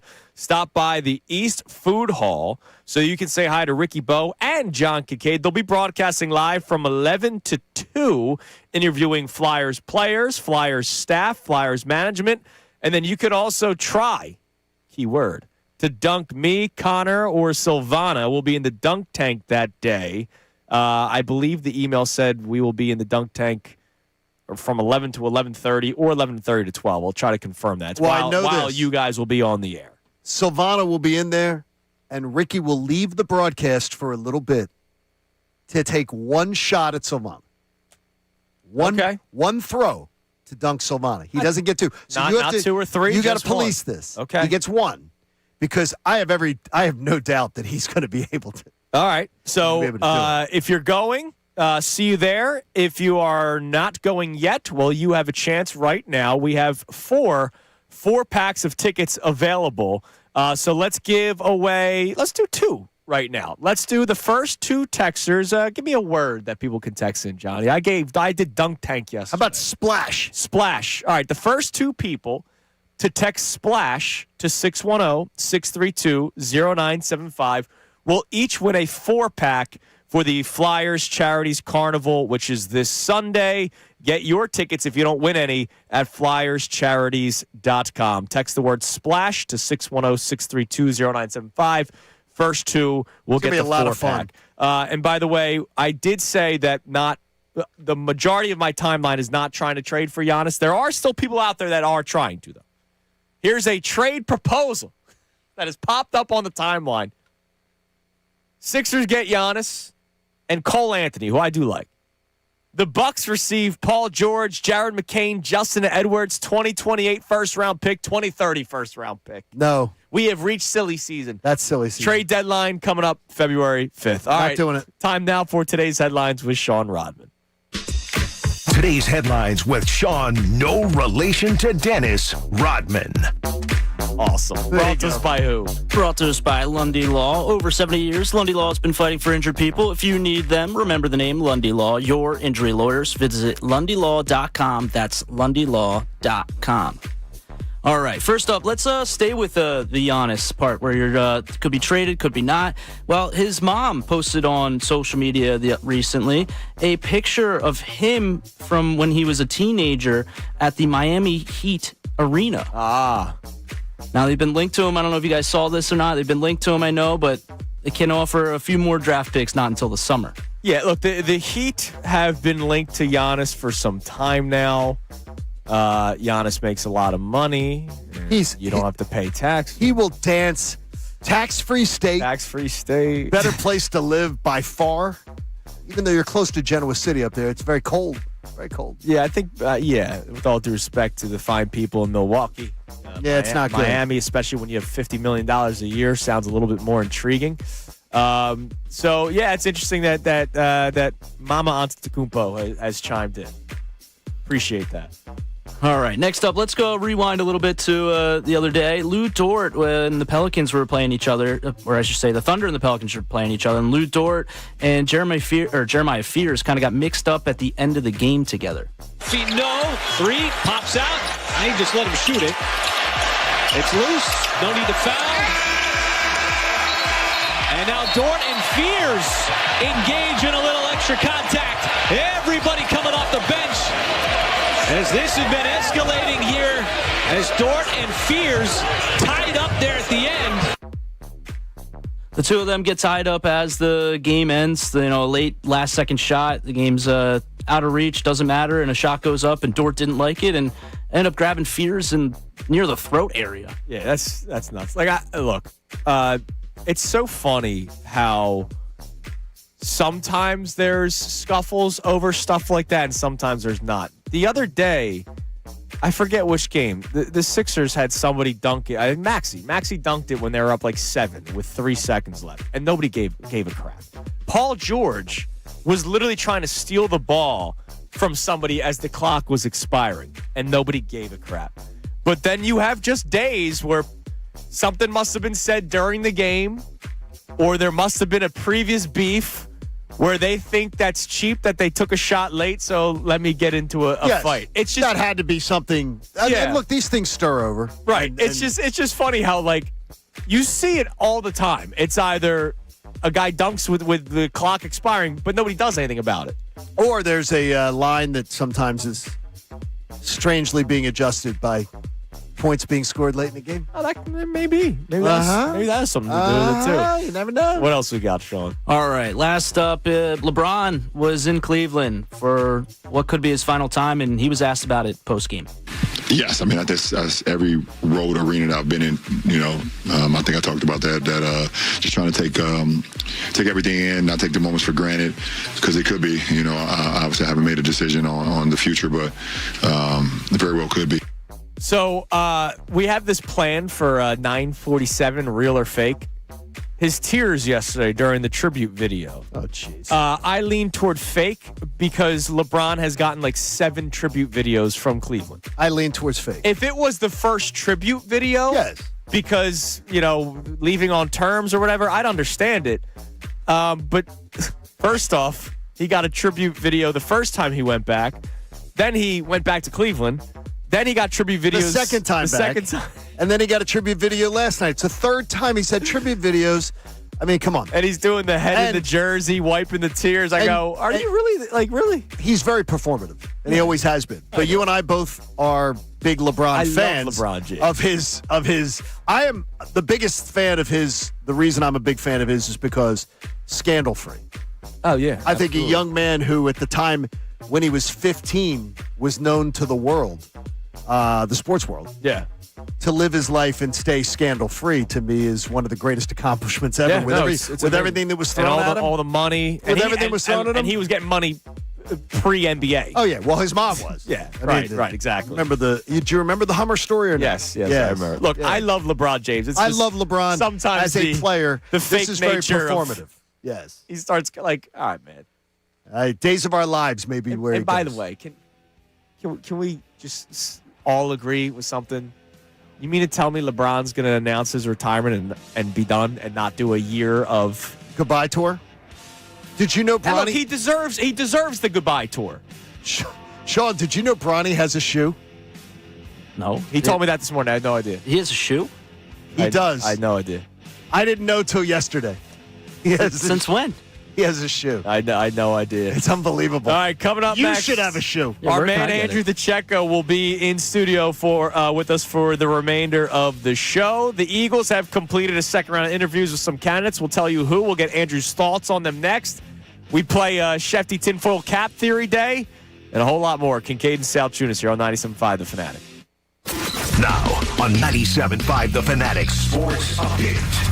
The Eagles are conducting second interviews. I'm Sean Rodman, and Adam Schefter reported yesterday and on NFL Live. He says the Eagles are reportedly interviewing a couple more candidates for second interviews. They've spent the last couple of days talking to Jim Bob Cooter of the Indianapolis Colts, and they've spoken today to Sean Mannion, the Green Bay Packers quarterbacks coach, who a lot of people believe has a bright coaching future.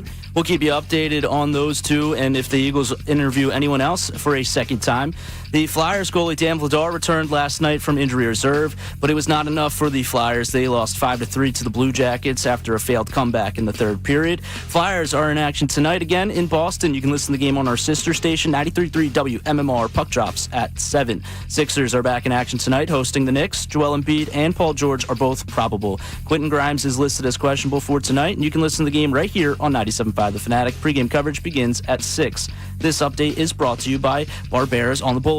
New year, new car, Cherokees and more Cherokees. $199 down, $199 a month. Is Barbera the best? Boy, I guess. I'm Sean Rodman on the home of the Sixers, Flyers, and the best Birds coverage, 97.5 The Fanatic and 97.5 The Fanatic app. The Philadelphia 76ers play here. Every game, home and away. We have the play-by-play tonight. For fans of the fine life, Corona, official partner of the 76ers. This is the exclusive home for Sixers basketball. 97.5, The Fanatic. Running a business means wearing multiple hats. So if you're like me, you probably started out using your personal phone, taking client calls and texts nonstop. As my business grew, I needed something smarter. That's when I switched to Quo, the #1 business phone system. Quo works right on your phone or computer. No carrying 2 phones, no clunky landline, just one easy app you can try for free. Your team can share one number and handle calls and texts together like a shared inbox. Any teammate can jump into the conversation, so customers get faster responses. And Quo's AI assistant summarizes your calls and responds to customers 24/7, so you never miss a lead or opportunity. All this starts at just $15 a month. That's basically 2 coffees. You can even keep your current business phone number. Find out why 90,000 businesses trust Quo. No missed calls, no missed customers. Try Quo for free at quo.com/sports. That's quo.com/sports to try Quo free. QUO.com/SPORTS.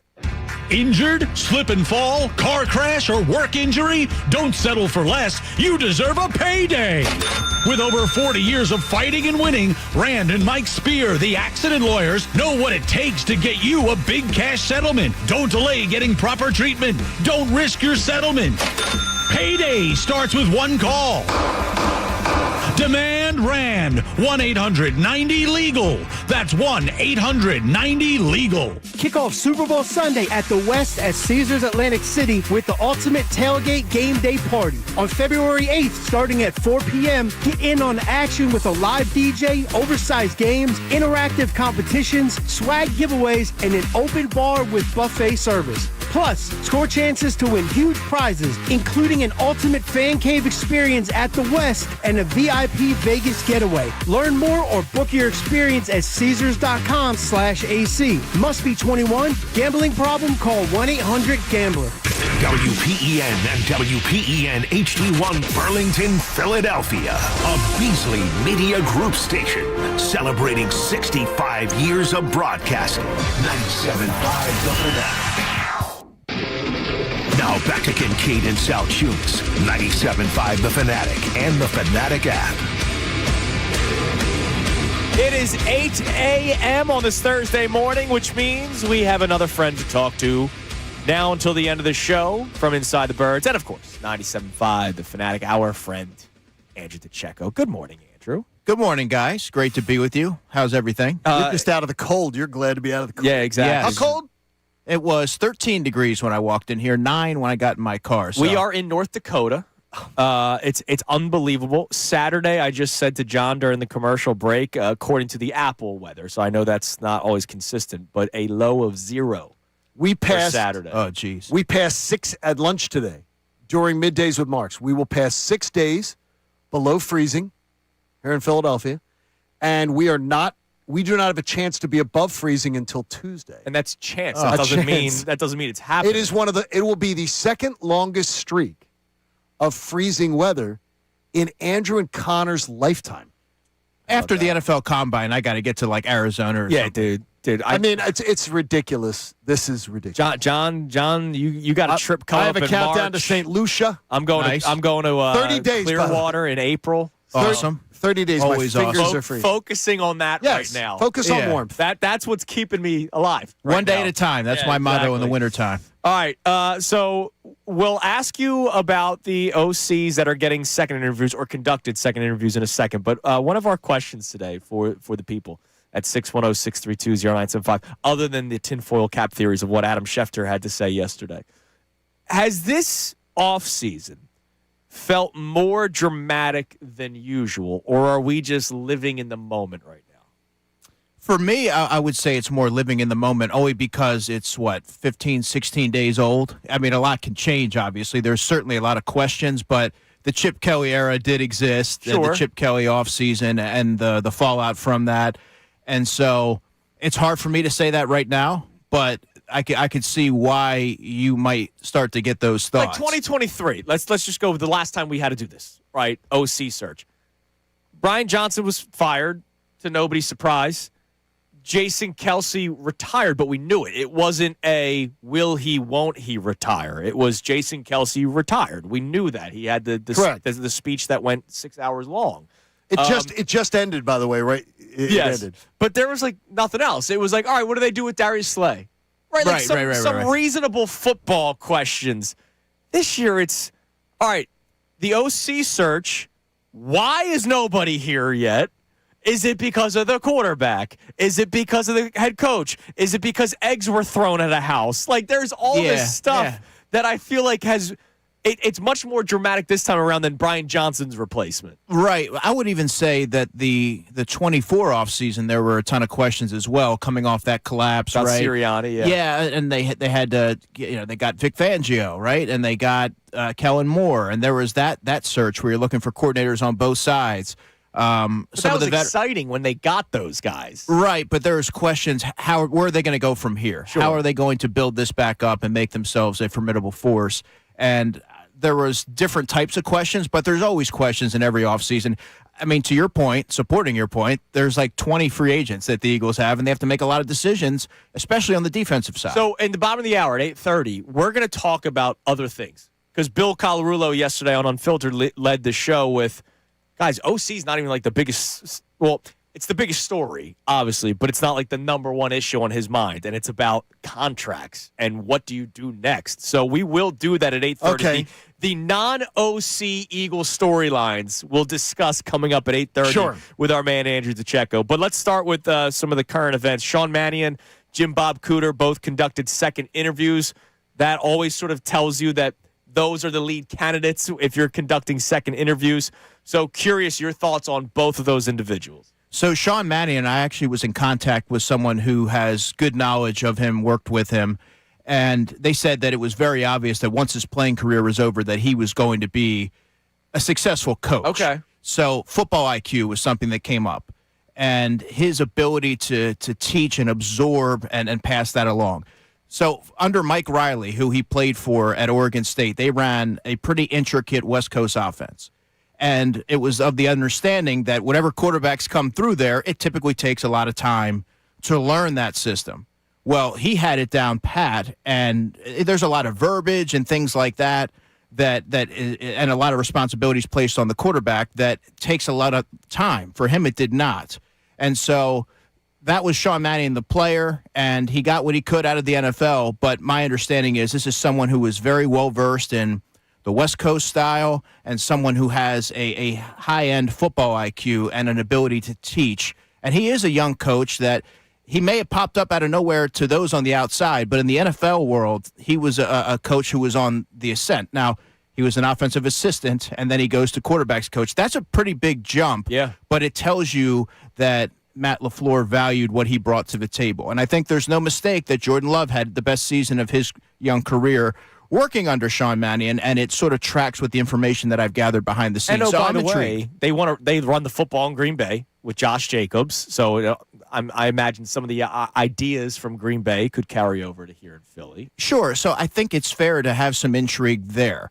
And one thing that I've noticed, maybe from pockets of the fan base, that there's a lot of angst with this search, and I understand that. Oh, yeah. But it's kind of hard to have that kind of angst or have a power rankings for different coordinators when you don't really know much about them, right? I mean, you don't know what their vision is for the Eagles. You don't know what their plan is to augment the offense.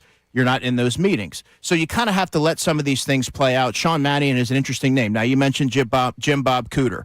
This is someone who is on the opposite end, right? Because he has coached quite a bit in the NFL, worked with Matthew Stafford, worked with a number of different coaches as well, and he's versed in the Sirianni, Shane Steichen. He's in that tree. Was a consultant here in Philadelphia in 2021 and helped a little bit behind the scenes.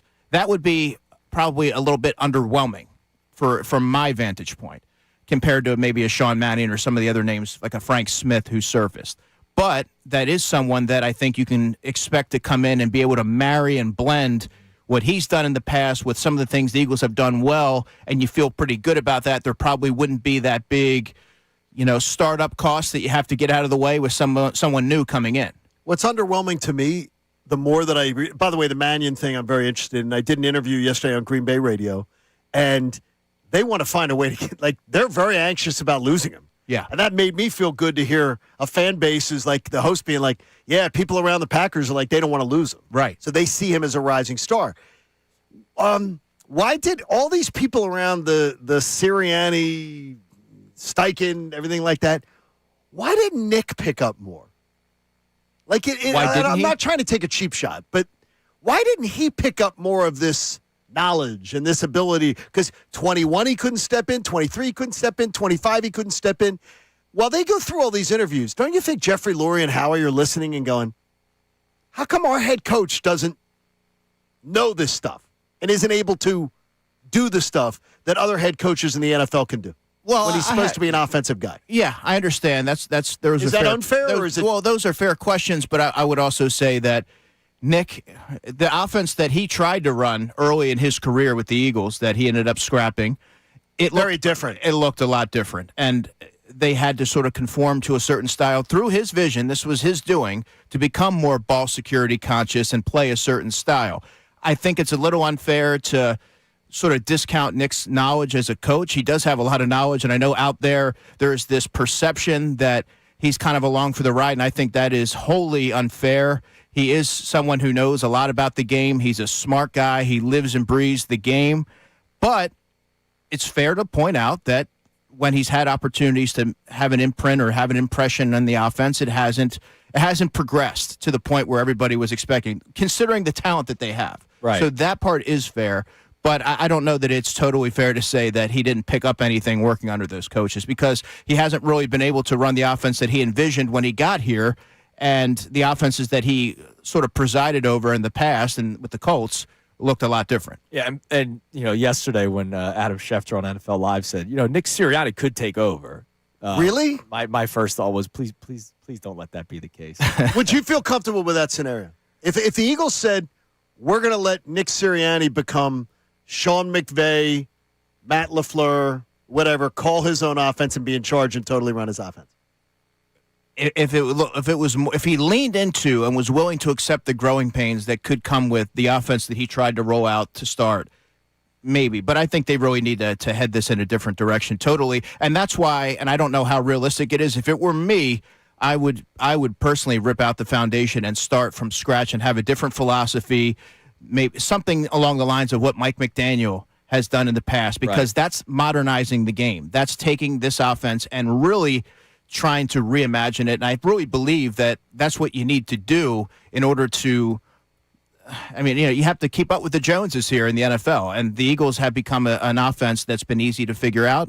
And you saw it last season. They were they became predictable. They got behind the sticks a lot, which makes you predictable. And I think a lot of those things culminated in an early postseason exit. By the way, if I'm Nick Sirianni and I'm trying to play the long game here, I'm not taking those duties.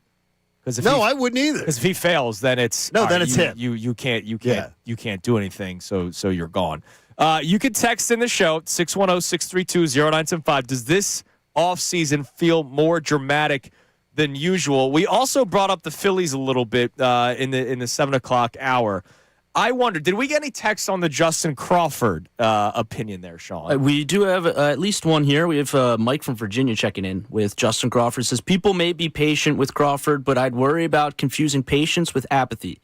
The fan base is coming into this year heartbroken over the way the season ended, angry over the weak offseason, and that may just turn into apathy by the time the season rolls around. Apathy or unreasonable expectations. So, Andrew, before you got here, we touched on the Phillies for a little bit, because I was reading an article this morning on NBC Sports Philadelphia, and it was very well written from Cole. Is it Weintraub? Weintraub? Yes. Cole covers the Phillies for NBC Sports Philadelphia, and he wrote an article on Justin Crawford and how his game could translate to the major league level. Not if it will, but how it can, right? Quick bat, puts the ball in play, uses his legs, good outfielder. He translates to the major league level. I'm wondering how impatient some people may be, because I'm already getting a sense that there might be some unreasonable expectations, because John and I have talked about this outfield, for 2 years now. But John and I have talked about this outfield a lot this offseason. And when they didn't get Harrison Bader, you now know your outfield. Your outfield is Brandon Marsh, Otto Kemp platooning in left, Justin Crawford in center field, Adolis Garcia in right field. That's what they're telling you right now. That could change, because Brandon Marsh was supposed to be your everyday starting center fielder last year. He lasted 4 games before Johan Rojas started platooning with him. So there are people out there, Phillies fans, that question our opinion about the Phillies outfield because they say, you do know they have Justin Crawford this year. And when I see that, I go, I do know that. And I'm going to be very patient with the 9-hole hitter that's going to be playing center field. There are people that I think believe Justin Crawford is going to be the guy that makes this outfield all of a sudden work. Yeah. And I worry about that. Yeah, so everyone wants to see what the Phillies are going to do for an encore. So the team expectations are high. I think the Phillies themselves have put an unrealistic expectation on Justin Crawford, knowing that they're going to be counting on him to really do a lot of heavy lifting there in the outfield because he's the new face, and it's all projection. I think you should be patient with him, and it's easy to say that before the season starts, but once things start to get rolling, and if there's any growing pains, and I look at that with any sport, whenever there's growing pains, everybody wants to accelerate that, and they want to look past it, and that's not taken into account. That should all be part of the equation, but I don't know that it will be because of the expectations that the Phillies, whether they realize it or not, have placed on this young man. Yeah, I mean, think about it, John. They're talking about 96 wins, good club, all that kind of stuff. It's not going to be as easy this year to win the division. No, it's not. You got two teams that are going to be better. The Mets made some pretty good moves this offseason. The Braves, as long as they stay healthy, I believe are back in the mix this year. And the Nats should be better just by being a year older. Sure. And so if the Phillies in April come out the gate slow, what are we going to start saying? I'm the most fascinating thing about being a Philadelphia sports fan to me is how the unique DNA of people seems to change depending on what hat they put on that morning. Yeah. It's the same people, but how impatient they are with the Eagles or how patient they are with the Phillies. You're 100% right. I don't understand it. Yeah. It's Phillies fans. Don't criticize the Phillies. They win a lot of regular season games. Nobody gives a crap how many regular season games the Eagles win. You're spot on, John. It's like the Phillies fans are like, yay, we won 90-some games. But it's not just Phillies, John. It's not just Phillies fans. It's Bob Nightingale coming on the show saying the only issue has been the playoffs. Come on, Bob. We know. Bob's getting fed his information from Dave Dombrowski. Dave Dombrowski said it. I understand, but Dave Dombrowski straight up said one throwaway. Dave Dombrowski is going to believe it because he's going to toot his own horn. But the thing is, Phillies fans lap it up. There's a large segment of our fan base that laps it up. Whereas if Howie Roseman came out and did the same thing, it would be a unanimous, like, how about this? It'd be 80% would be like, Howie, cut the crap. Super Bowl's the standard here. Yeah, Come on. Now a lot of what I see, the sentiment surrounding the Phillies is, don't overreact. It's a long season. The Phillies have a track record of success in the regular season. It's not about the regular season anymore. It's about the postseason. Yeah. And so they're treated far differently than the Eagles are in this city. It's like, don't criticize the Phillies. It's good vibes, and we love Garrett Stubbs, and it's such a and it's the same people. It's whether you put your Phillies hat on that day or your Eagles hat on that day. And it's the same people. And the Eagles can get no grace. It's no grace. Well, that's what happens when you're the number one team in town. Yeah, but the thing is, you should demand that the team that has the number 3 payroll, by the way, the Phillies should be much better because the Eagles have to compete on an even playing field. The Eagles have to compete in a league where everybody's on an even playing field. The Phillies, they get to outspend everybody. They get to wallet whip people, and they still can't win. Yeah, based on roster construction and pedigree, the standard should be the same. Yes, it should be. But it doesn't seem like they are. Can you imagine what Howie Roseman would do? If he was allowed to outspend everybody? I'll say this to your point about the different ways we talk about the Phillies and Eagles. Not everybody, but there are people. You mentioned it. There's a segment of the fan base. There are people that were okay with Jose Alvarado not being eligible for the playoffs. They were. Because of his suspension. And they loved him. Cheer him when he comes back. He made a mistake. Imagine if an Eagle got pinched 3 weeks before the playoffs. Oh, my gosh. Right, because let's say, when did Alvarado get pinched? May? Yeah, it was May. It was definitely May. So what would be comparable? Week 6? Right, week 6 of an NFL season. Yeah. Imagine somebody in week 6 on the Eagles getting pinched for PEDs. And we're talking about a Super Bowl team, right? Not 2014 Lane Johnson. I'm talking about, we're talking Super Bowl. We have expectations, and it's a key player. And a key player, gets pinched, and this is not a cheap shot. This is just a fact, who then finds out he gets pinched cleans out his locker. He runs away. And runs away when his teammates don't, when the teammates have already left the locker room and doesn't tell his teammates, doesn't stand up and talk to his teammates, and they find out about it from the news, and then they don't see him. Yeah, come on. But people welcomed him back with open arms. I mean, that's he's a Philly this year, so I'm rooting for him. Because he's wearing the laundry. Please don't get suspended again. Yes, please, Joe Zempic. All right, what do we got on the text line? 610-632-0975. You said we got another Crawford text, and then we have a bit of a melting pot day today, Andrew. I want to get your thoughts on something else. What do we got? I love melting pot, by the way. Good date night. Yes, we do have a handful or not a handful, but a couple of more Justin Crawford texts. He says that this is Dale from West Coast in Northeast Philly as well, hoping it does not happen, but I can see Crawford becoming another Dom Brown all over again if the fans aren't patient. No, I don't think it's going to be that. By the way, Dom Brown was, first off, he would have to have a ridiculous start to his career. He would. Dom Brown had a ridiculous start to his career, and that's why people got really excited. Justin Crawford hasn't played anything. I did. I bought into that. I did not. I did. I bought into it. You can ask my father. I bought into it. We were at those games, and I didn't think he was going to be, but I thought he was going to be a 10, 12-year Philly that was going to have a fine career. That looping swing, I was like, as soon as they start throwing up, like, you called that. He's not going to be able to touch it. All right, and also Sixers, Andrew.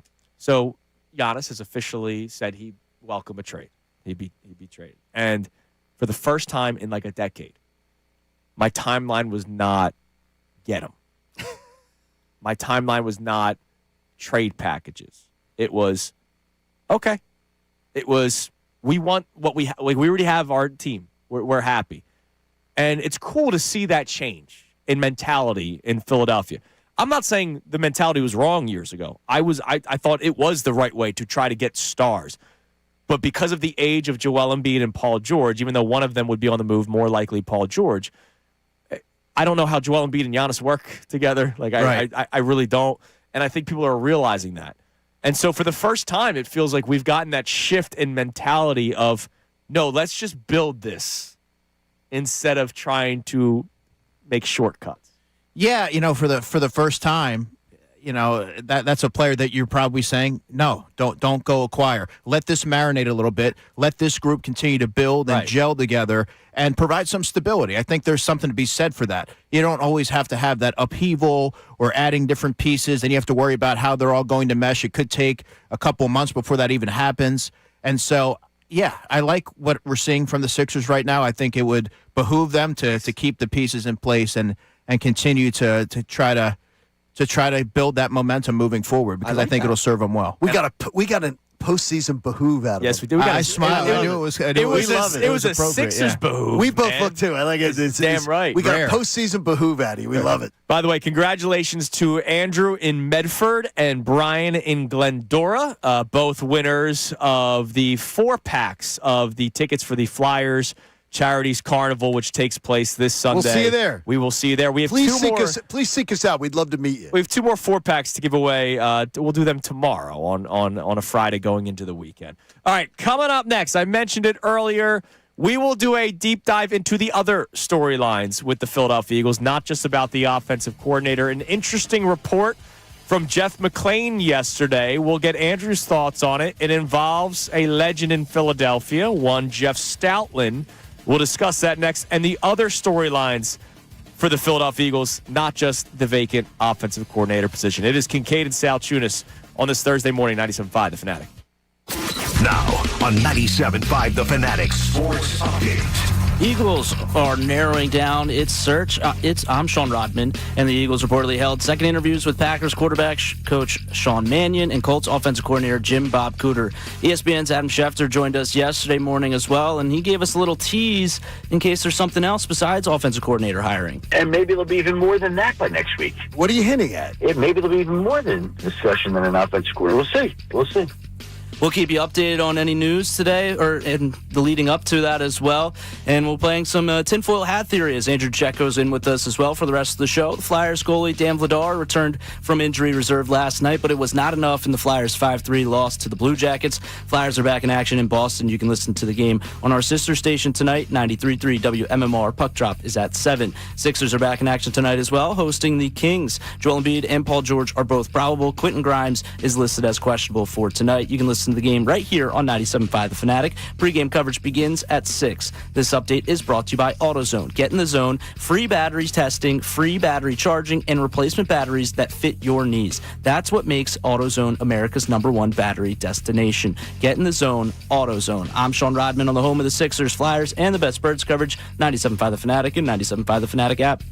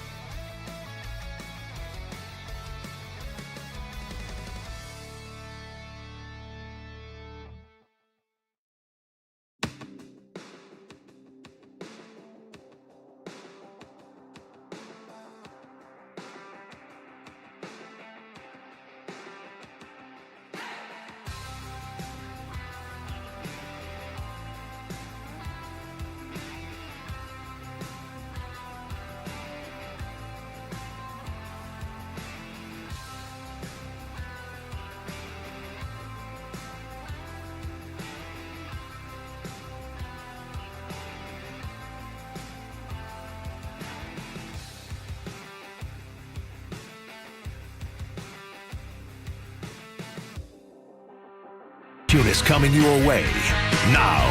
All right, we just got a little bit of a tidbit from Andrew DeCecco, big DeCecco news that we will give to you here momentarily. And it kind of goes with what we've just been talking about that we will discuss this segment. Other than OC, what are some of the other top storylines with the Philadelphia Eagles that we just haven't really had time to discuss because so much has been about A.J. Brown's potential trade and then, of course, finding the new OC to replace Kevin Petula. But before that, I want to read an email that you and I just got. I don't know if you saw it yet, Johnny. Okay. From a guy named Daniel G. I'll leave his last name out of it.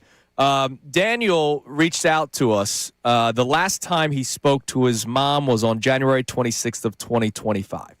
It was the day the Eagles clinched another berth to the Super Bowl, and then unfortunately she passed away. So it's been a year since his mom passed away, and he thanks us, the Fanatic, for sort of just keeping him up, right? Because God forbid, lose a mom. It's tough. I can only imagine. It's so. tough. For Daniel to send that email. Thank you, Daniel. We appreciate you. We're glad that we can be there for you. Sometimes we don't realize that we are here in somebody's life every single day. It's like that's because we're usually being told that we're idiots. Well, so that's nice that somebody reaches out and tells us. That's really nice. So that's it. And that's stuff. a year later, your mom would be glad to see you dusting yourself off and enjoying life and getting on with things. Like I think the emotion that I felt when Harry passed, right? Because I welcomed him into my house every night from April to September, right? So the fact that we are part of Daniel's life and can help him out as much as we possibly That's can, awesome. We're happy to be there for you. Also, we lost a great Philadelphian this week, Dan McQuaid. Oh my gosh. I never met him personally, but I have read numerous pieces from Dan McQuaid. A tremendous writer.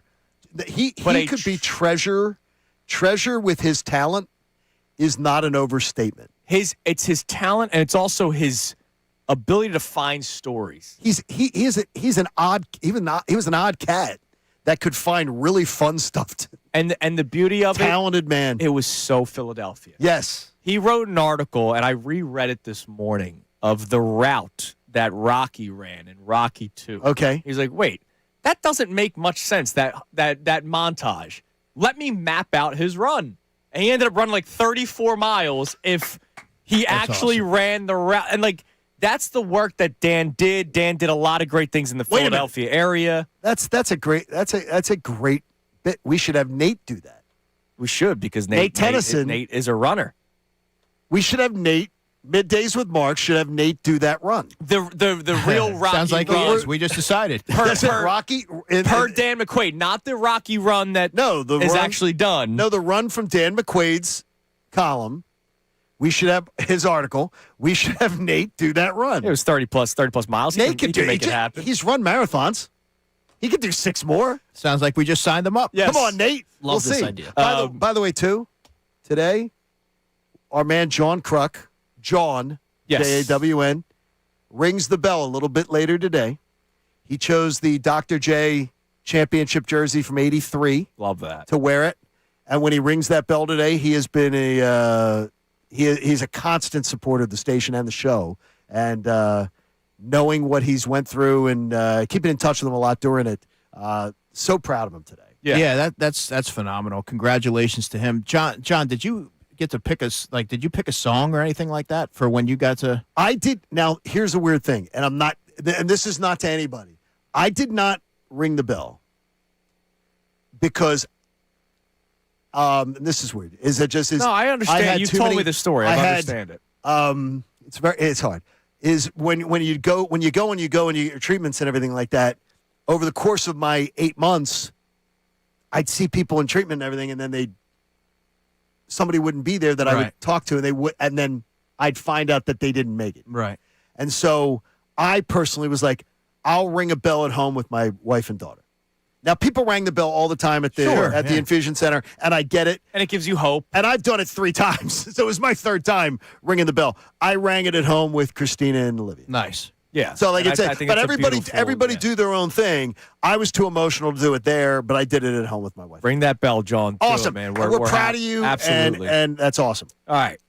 So Andrew, OC aside, AJ Brown aside, let's do that as well because we've been talking about that for a long time now. What are some of the other top storylines that you're going to be following with the Eagles this offseason? And we'll play what Jeff McClain had to say about Jeff Stoutland in a minute. But what are some things that you're going to be keeping a close eye on? Yeah, well, I think first and foremost has to be the pendulum swing, which I believe will have to happen. You have to start drafting and getting younger on the offensive side. There's so much money invested on that side of the ball, and eventually you're going to have to start paying. Right now, you're going to have to start paying your defensive guys to keep them in the fold there. So I'm looking to see what avenue the Eagles explore in trying to get younger and more cost-effective on that side.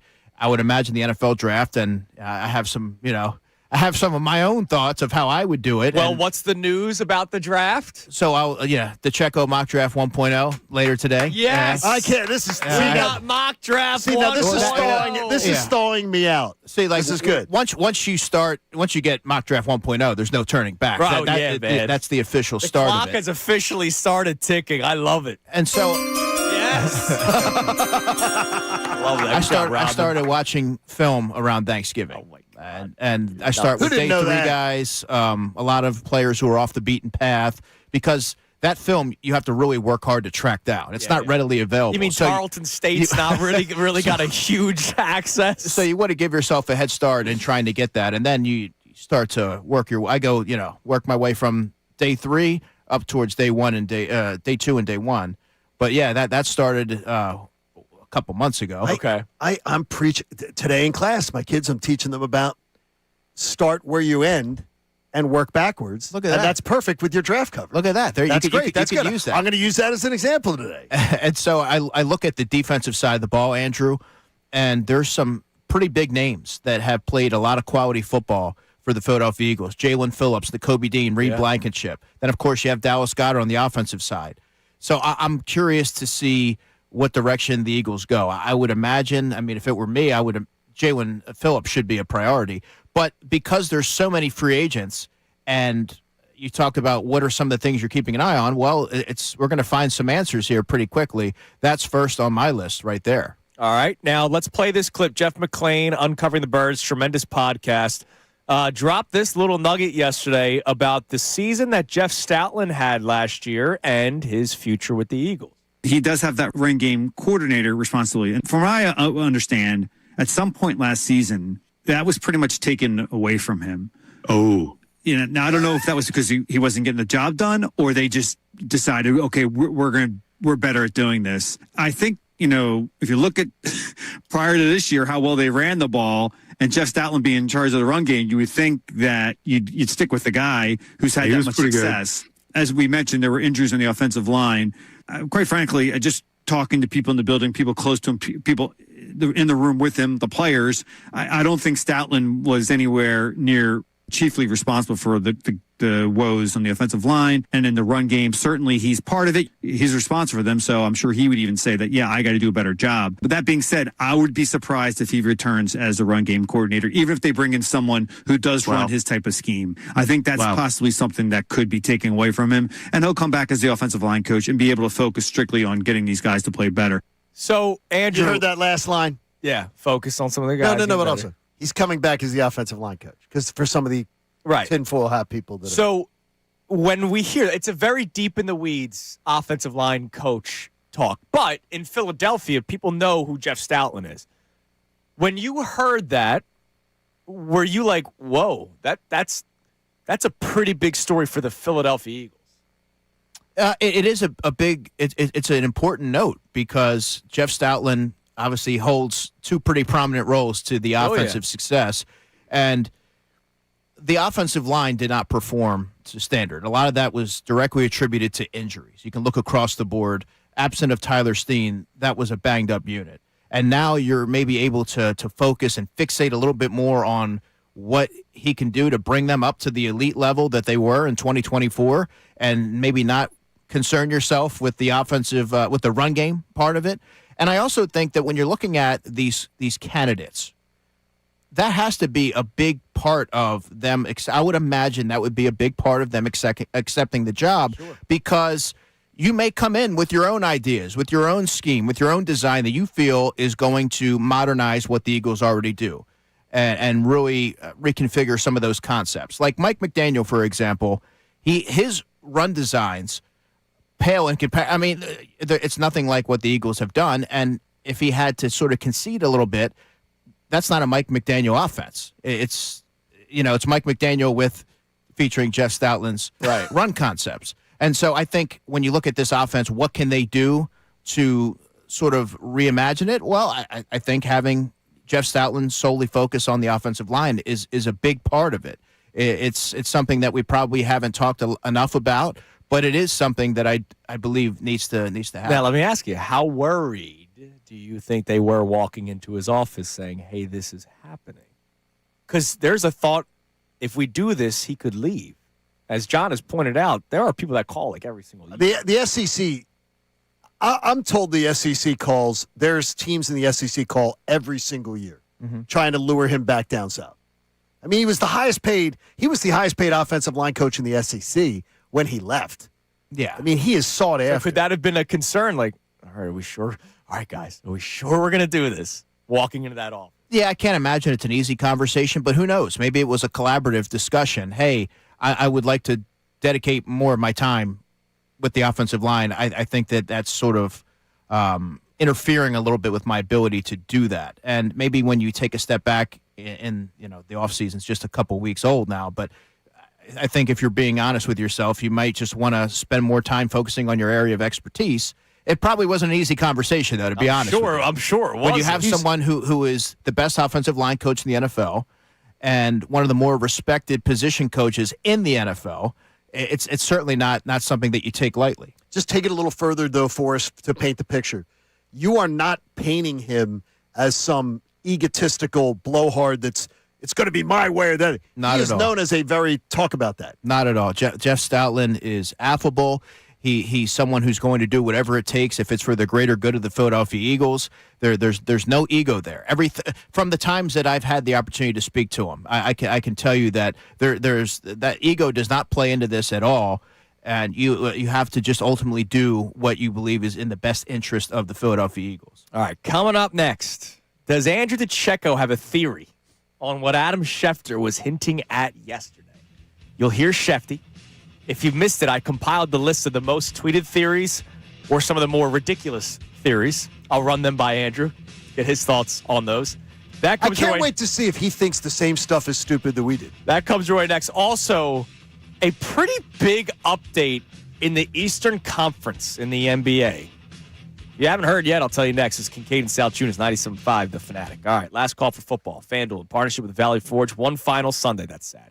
One last kickoff. That's sad. Final chance to place your bets before the NFL season closes. It's Tab Super Bowl 60, a week and a half away.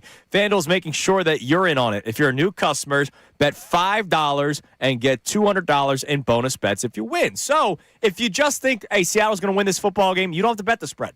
Just take the money line, bet $5 would normally not pay you out that much money. But if you're a new user, you would get $200 in bonus bets that you can then use on NBA games, NHL games, or place futures bets for baseball, who you think will win divisions, maybe some seasonal awards, or who you think will win the whole kit and caboodle. If you're a new customer, just bet those $5, $200 in bonus bets if you win. Whether you're backing the favorite, riding with the underdog, building one last same-game parlay, make it count, because after the Super Bowl, the season's over, and football is officially done. Last call for football on FanDuel, an official sportsbook partner of Super Bowl 60. Just visit FanDuel.com/local to get started. You got to be 21 plus, present in Pennsylvania, first online, real money wager only. $5 first deposit required. Bonus issued as non-withdrawable bonus bets that expire 7 days after receipt. Restrictions apply. See terms at sportsbook.fanduel.com. Gambling problem? Call 1-800-GAMBLER. The Phillies will be in Clearwater before you know it.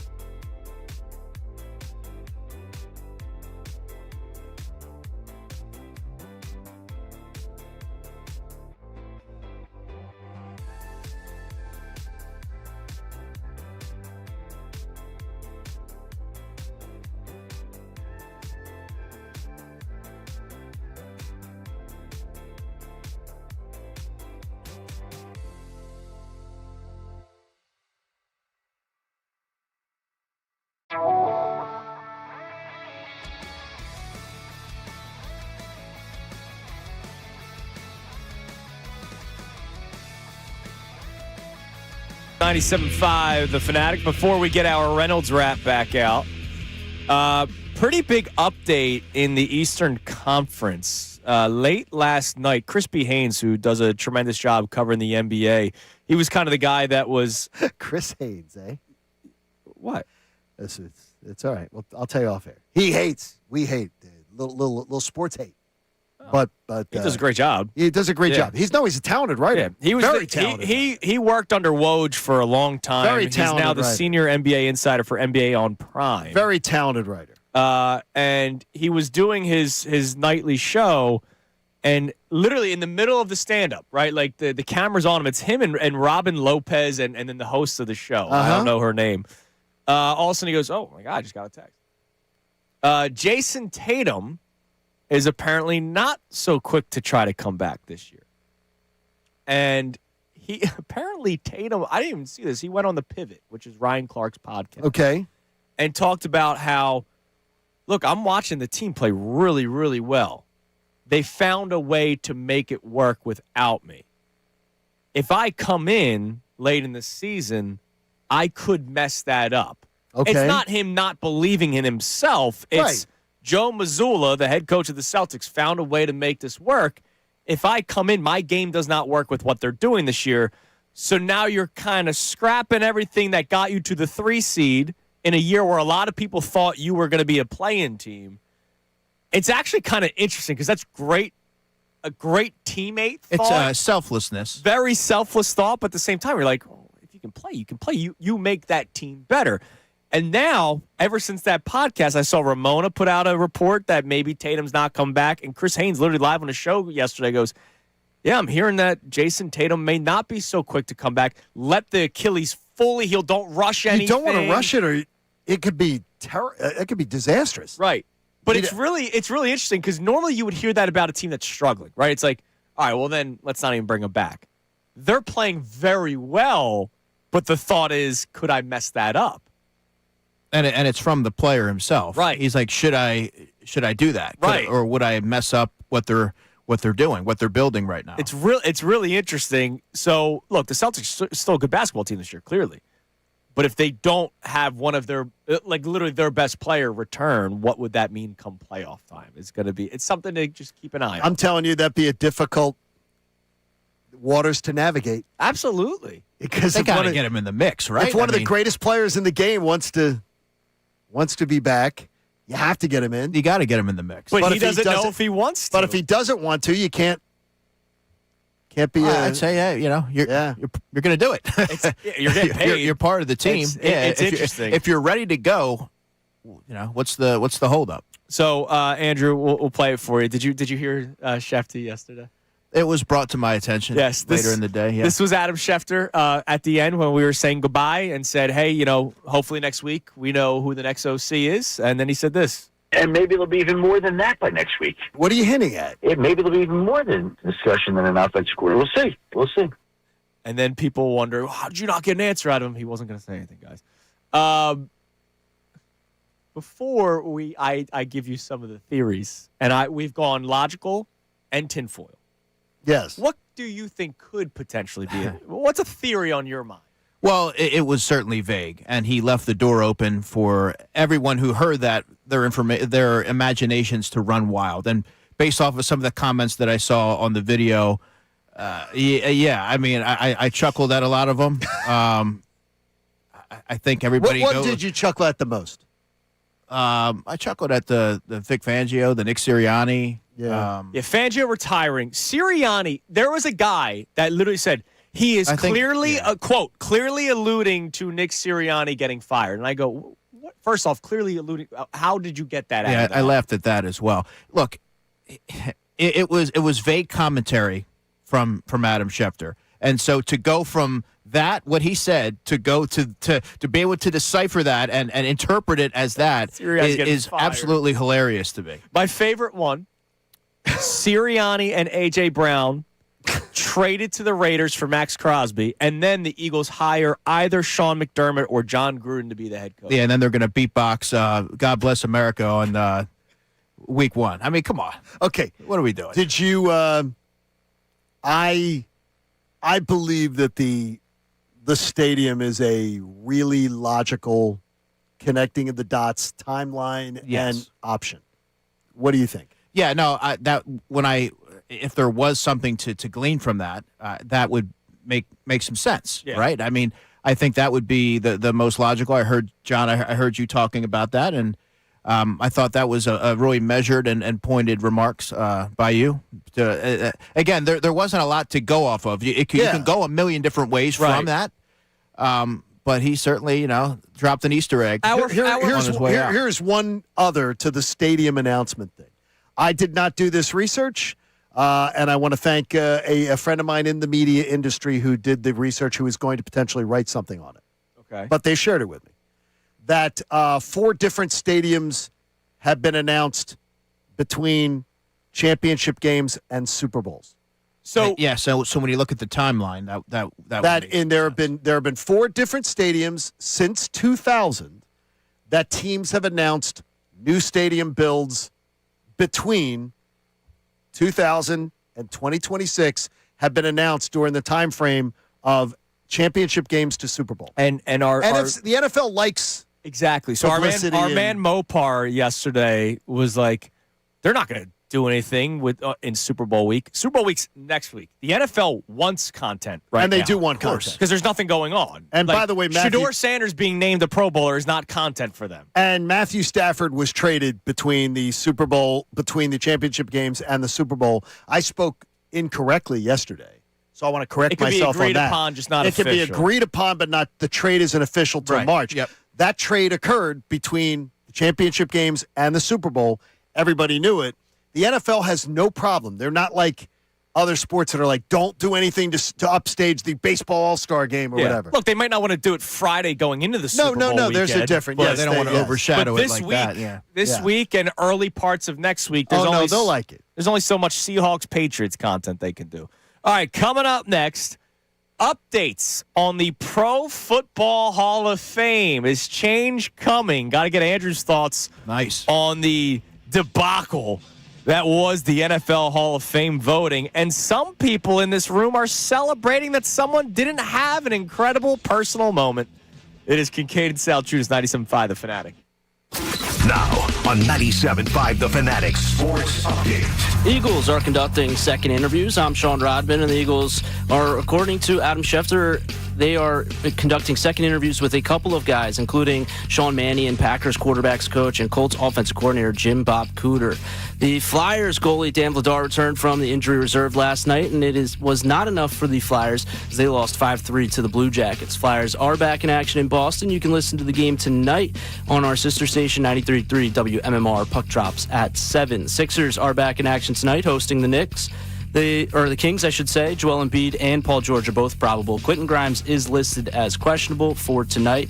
And you can listen to the game right here on 97.5 The Fanatic. Pre-game coverage begins at 6. This update is brought to you by Temple Basketball. It's a whiteout at the Liacouras Center this Saturday as the Owls host South Florida in a nationally televised primetime matchup featuring 2 teams near the top of the American Conference standings. Wear white, be loud, and let's go Owls. I'm Sean Rodman on the home of the Sixers, Flyers, and the best Birds coverage, 97.5 The Fanatic and 97.5 The Fanatic app.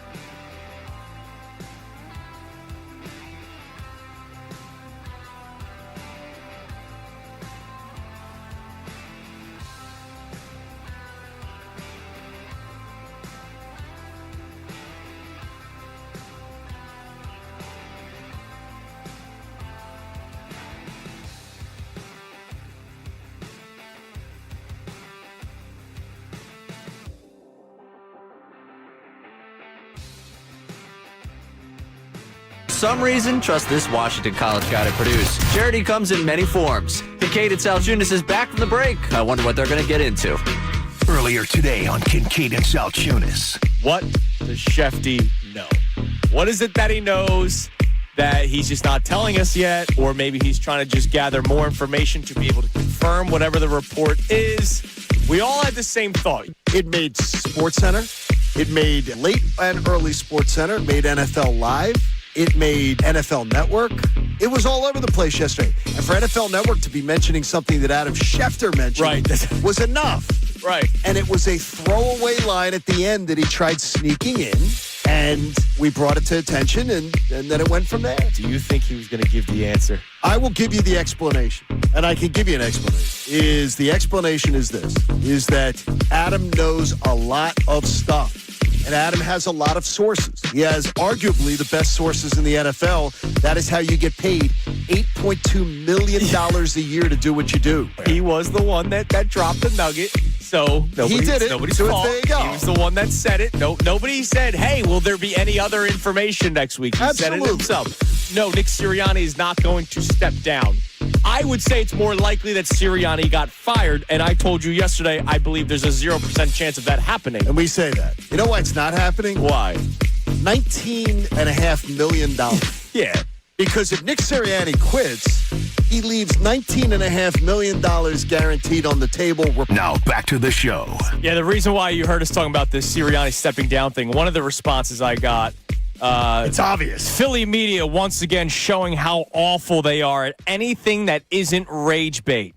It was clearly a hint at Sirianni possibly stepping down. I don't think he'll be fired, but it's possible he steps down. Yeah, he's going to step down. That was from Rocky Poppy on Twitter. Well, if Rocky Poppy said it, you know, we at least have to just sit back and say, well, there could be some validity to it. Yeah, he's going to leave $20 million on the table and walk he's away. Stepping down. You know, he's mother freaking Teresa. Yeah, great job. I respond with Sirianni's not job, stepping Inspector down, laughing emoji, and no response, clearly. Because let's take a shot at people.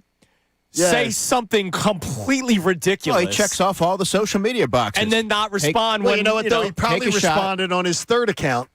On his third account, he probably did the Kevin Durant thing, and he went to that. He goes down the list. Take a shot, say something outlandish, and then have it make 0 sense. Yeah, exactly. So Adam Schefter yesterday, we'll play the clip for you here again. We were saying our goodbyes with him, and we said, hey, you know, Shefty, hopefully next week the smoke comes out of NovaCare just like the Pope, right? We find out who the next OC is, to which he said this. And maybe there'll be even more than that by next week. What are you hinting at? Maybe there'll be even more than discussion than an offensive coordinator. We'll see. So today's been Tinfoil Cap Theory Day. What is the story that Adam Schefter is sort of hinting at? That, and is this the most dramatic offseason that you can remember, or one of the more dramatic off seasons? Now, Andrew, you did say that feels like a more of an in-the-moment kind of thing, but it just feels like it's not just OC. Like, there's stuff that we haven't even talked about yet until we did at 8:30.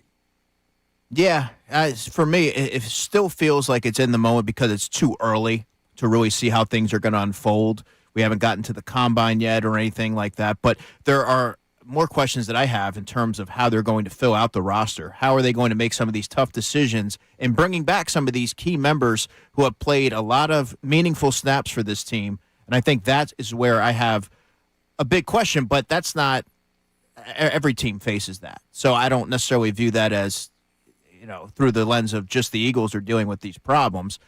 Then there's the OC search, but there was also a lot of head coaching searches. I believe 17 or 18 offensive coordinator vacancies. Yeah. So it's just been a lot of upheaval in the NFL this offseason in general. And there's just been so much finger pointing. That's why I think it's dramatic. It's like there are people, we're doing it. Why haven't they hired somebody yet? Is it because they haven't found the guy, or there's the speculation of, all right, some people might not want to come here Correct. because of complete autonomy was one of them. Jalen Hurts working with Nick Sirianni.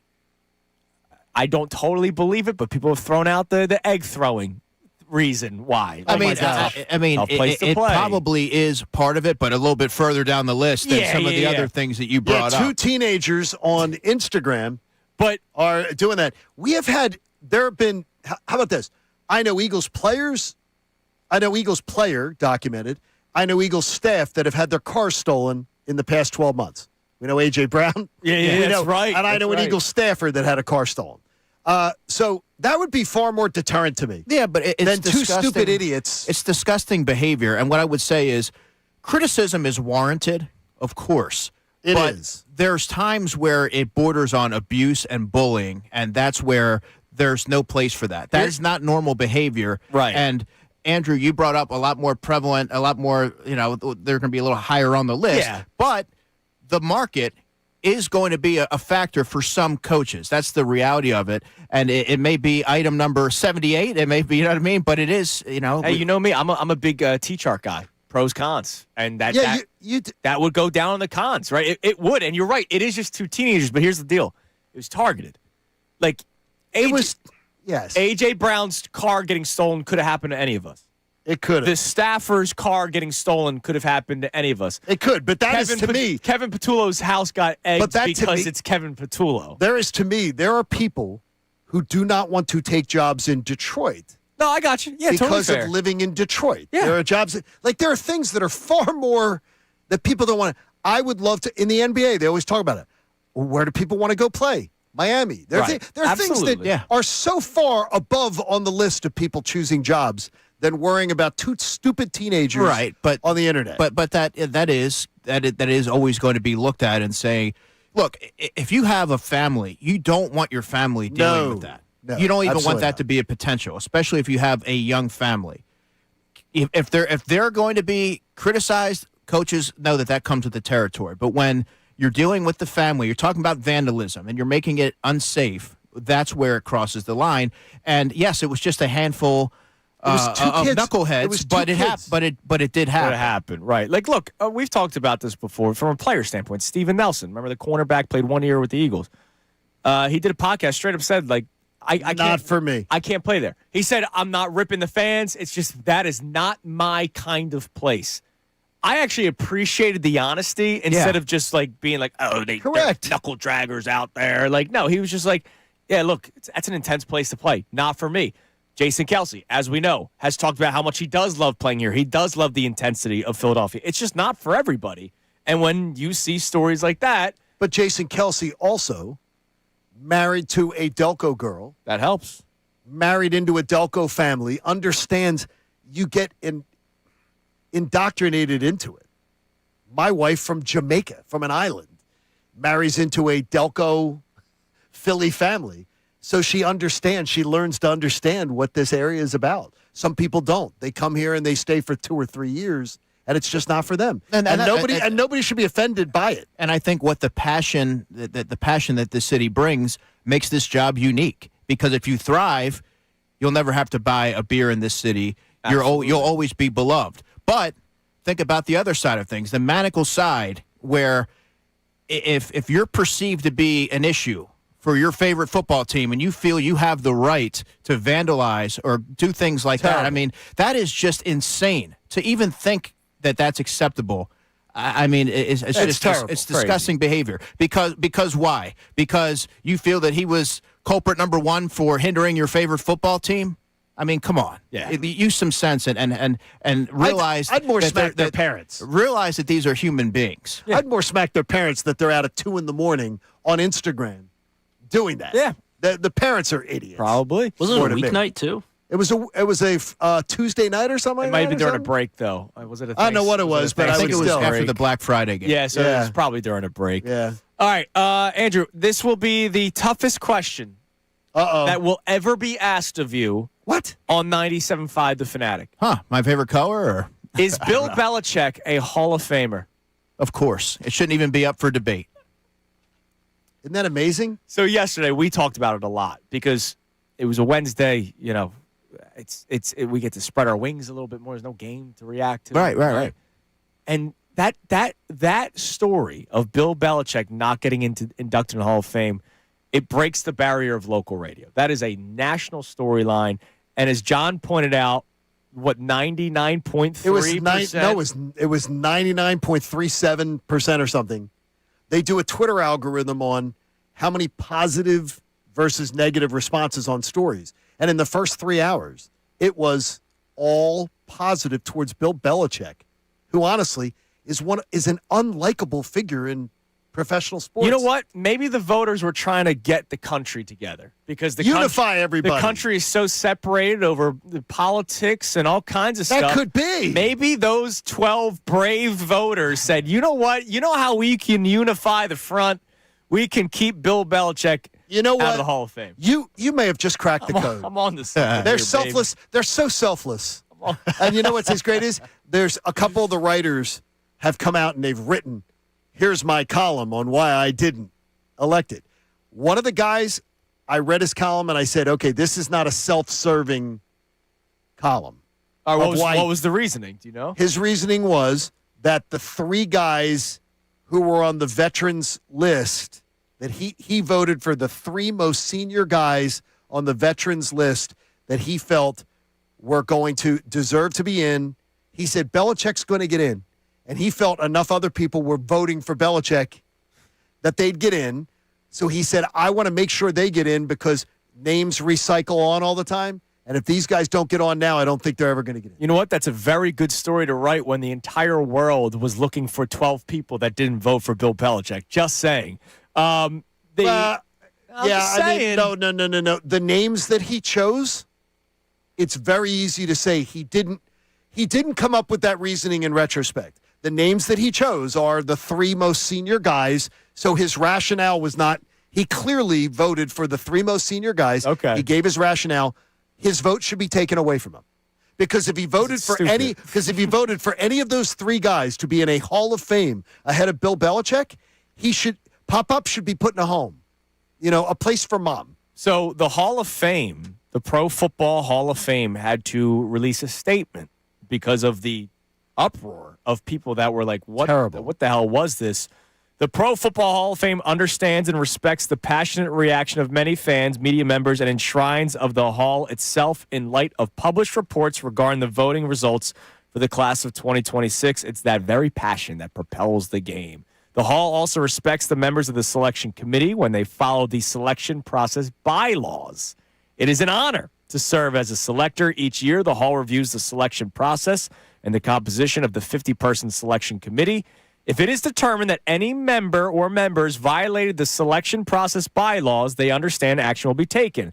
That could include the possibility that such selector would not remain a member of the committee moving forward. The selection of a new class is the most important duty the Hall of Fame oversees each year, and the integrity of that process cannot be questioned. Now, hold on. My question is, what are these bylaws? Because we talked about it yesterday. Gary Myers, who's been covering the NFL for forever, yeah, he has, is on the record. He did not vote for T.O. because he didn't like him and he thought he was a problem. Then he should have been under that policy. His vote should have been taken away from him. He is still a voter to this day. But he did vote for Belichick. He did vote for Belichick. Who was as big an ass to the media as T.O. Right. By the way, I have no problem with I have no problem with a coach or a player deciding to do that. I have a right to call them out for it. They have a right to do it. And if they're great at their job, no one's going to call for their job. And it's like, wah, wah, wah on our part if you complain about it. Yeah, I mean, if Bill Belichick's not a first ballot Hall of Famer, just shut it down. Shut it down. Yeah. Because what's happened here is they've cheapened the Hall of Fame selection. And, I mean, you have to take feelings out of it. Is he one of the greatest coaches, if not the greatest coach of all time? Yes. Should he be treated as such? Yes. It's very simple. Yeah. And for those who went against the grain there, and I'm sure I know they had their reasons, but you have to take feelings out of it because this is a legendary coach and he deserves to be first ballot Hall of Famer. It feels insane that we all have to kind of proclaim that. We get to couch it. Yeah, that we have to couch it. It's weird. I said this yesterday. I've had this opinion for a while now, that it should be as simple as, is this person a Hall of Famer, yes or no? Not yes, but in year 2, yes, but in year 3, because that's baseball. There are baseball people that will say, I do believe this person's a Hall of Famer, but I don't believe they should go in as a first ballot Hall of Famer because that's a class of its own. I do believe this person's a Hall of Famer, but I don't believe they're unanimous. So I'm not going to vote for them because I don't want them to get the unanimous entry. I'll vote for them next year. It shouldn't it's It just yes or is no. crazy. Are they a Hall of Famer, yes or no? And so of those 12 people, or however many people that did not vote for Bill Belichick, I would imagine most of them, all of them, agree that he's a Hall of Famer. They'll vote for him next year because they won't be petty next year. They got their little pound of flesh. Stupid. Yeah. They got their pound of flesh. They got their attention. They got their look at me moment. They got their, we got him. We got him. And nothing can tell me that they didn't unify to do this. That a bunch of them didn't unify to say, we got him. Now, I mean, it's hard enough to We'll find get one it. person who doesn't believe that Bill Belichick's a first ballot Hall of Famer. Right. They found how many? They found 12. 12. Unbelievable. Now, speaking of the Hall of Fame, John Kincade is celebrating. I joke, but you're kind of celebrating that Eli Manning did not get inducted into the Hall of Fame. Because I think, once again, I believe Hall of Fames have become the Hall of Fame and then the Hall of Very Good. It's almost like you come in and there's a Hall of Fame and then you go down the aisles of the Hall of Very Good. Eli Manning is not a Hall of Famer. If anyone tells me they watched Eli Manning's football career and they said, Eli Manning is Joe Montana, Eli Manning is John Elway, Eli Manning is Tom Brady. No. And don't tell me, well, he beat Tom Brady on the biggest stage. Right. No, he didn't. The Giants won 2 games by the skin of their teeth. Nick Foles beat Tom against Brady. his days. Exactly. Well, yeah, I always no. hate that the quarterback beat him. No, the team beat the Giants beat the Patriots. The Giants defense One won of the best both of those defenses, yeah. No, both of those Super Bowls. Those Super Bowls were won by Giants defenses both of those times. And to me, if you could tell me with a straight face that you watched Eli Manning's career and said, oh, you kidding me? Montana, Elway, Brady, Eli Manning. Hell, put his brother in there. Peyton Manning. He don't belong. Doesn't belong. And I don't care. Just winning the Super Bowl doesn't make it. It doesn't. That moments don't make it. A 10-6 year and a 9-7 year, they won those Super Bowls. Right. 10-6, 9-7. Now you clearly because you won a Super And look, Bowl. it's like Eli. Eli had a unremarkable 1 game over 500 career, I believe. something like that. It wasn't that high. I think he's like just a 500 quarterback. It's ridiculous because he won those Super Bowl. Beat Tom Brady. No, he didn't. Yeah, he did. He was on the winning team that beat Tom Brady. Yeah, a few things bother me more than this quarterback beat this team. I was like, no, the team won. The team was, as a collective, was better that day. And I will tell you, they're not playing 1-on-11 here. And I will tell you, Foles' performance outdueling Tom Brady. Nick Foles outdueled Brady and Foles. It was back and forth all day long. Go watch Eli Manning versus Tom Brady. It was not that. By the way, 500 record. 117 and 117 in his career. I mean, Eli Manning was Jeff Fisher, right. If you will. But Eli Manning is an unremarkable quarterback, and the thing is, he's I believe Hall of Fames should have sections where the story of the league is told, where you're telling you go in and you see. Well, there is Nick Foles' jersey from the 7 touchdown game. That's what I mean. You don't have to induct Nick Foles into the Hall of Fame to tell Nick Foles' story at the Pro Football Hall of Fame. Now, this is what's interesting, right? Because to me, we know Jimmy Rollins a lot more than somebody that covers the Yankees does, right? And they're a voter for whatever reason, and I think that's stupid because Jimmy Rollins was the catalyst of that baseball team. Jimmy Rollins also statistically was the best shortstop in baseball. That includes Derek Jeter for many, many years. Yes. And even that's not good enough to get him in. So how much of your voting process is overall statistic versus when they played versus other people already in the Hall? Because I could tell you, Terry Bradshaw finishing with 212 passing touchdowns and 210 interceptions does not scream Hall of Fame resume, but he's in it. He is. Now he's a 4-time Super Bowl champion. He is. But Eli's a 2-time Super Bowl champion. Terry Bradshaw also played in a different era. Absolutely. Completely different. So I think that also should be taken into account. You could look at a lot of quarterbacks that fall into a similar category with stats that are kind of on the same playing field. Mm-hmm. Donovan McNabb played in a different era. I thought his numbers are very impressive compared to some of the numbers that you see now. Maybe not so much, but it's just a different time. Right. And, I know McNabb was a question at one point. It's not, he's not going to make Not it. happening. But Nor should he. And I No. love Don McNabb. And we loved. I don't think you and he I are should make both it. like. Yeah. I don't think I've ever him and I are both huge Donovan. Yeah, that was my childhood quarterback, man. That's 5.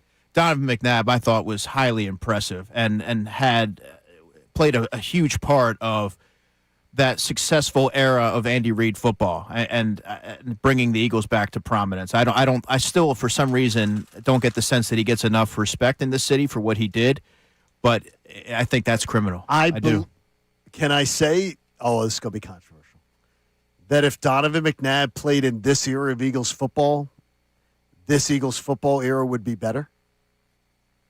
But the way he throws the ball, I don't think it's crazy. I believe this era of Eagles football would be better if Donovan McNabb was the quarterback. And that's not slamming Jalen Hurts. It's just the respect I have for Donovan McNabb as a quarterback.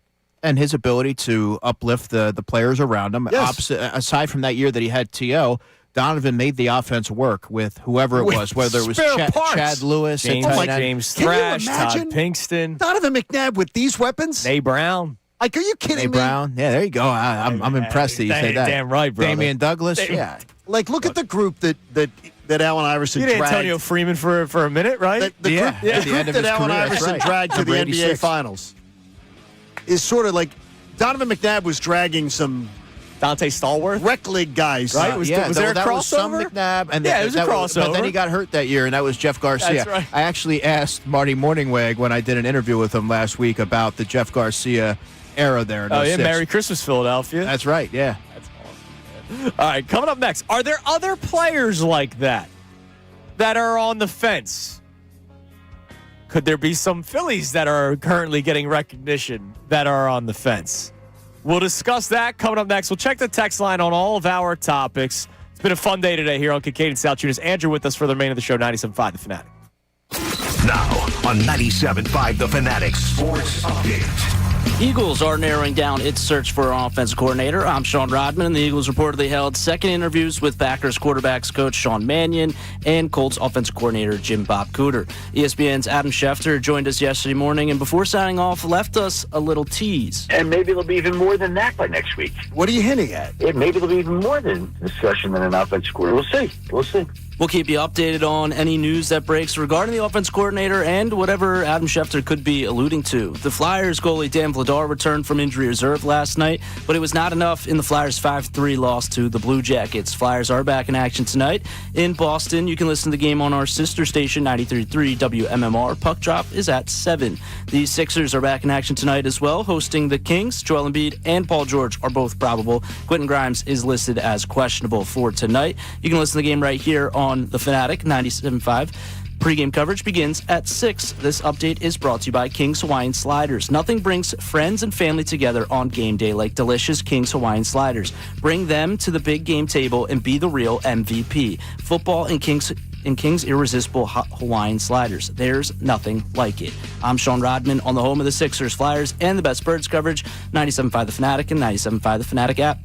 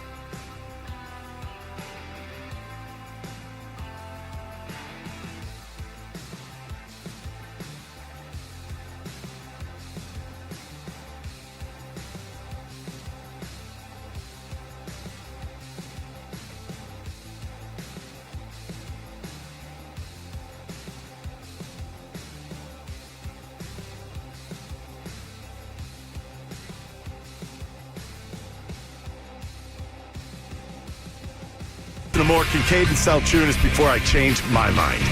The final hour of Kincade and Salciunas is presented to you by The Bagster. It's a dumpster in a bag. You can get yours today at Home Depot and Lowe's. You need details? Go to Bagster.com. All right, it is 9:31 here on Kincade and Salciunas, 97.5 The Fanatic. Our man Andrew DeCecco in studio with us. We will get back to our text line here momentarily. A lot of topics that we have on the table for you.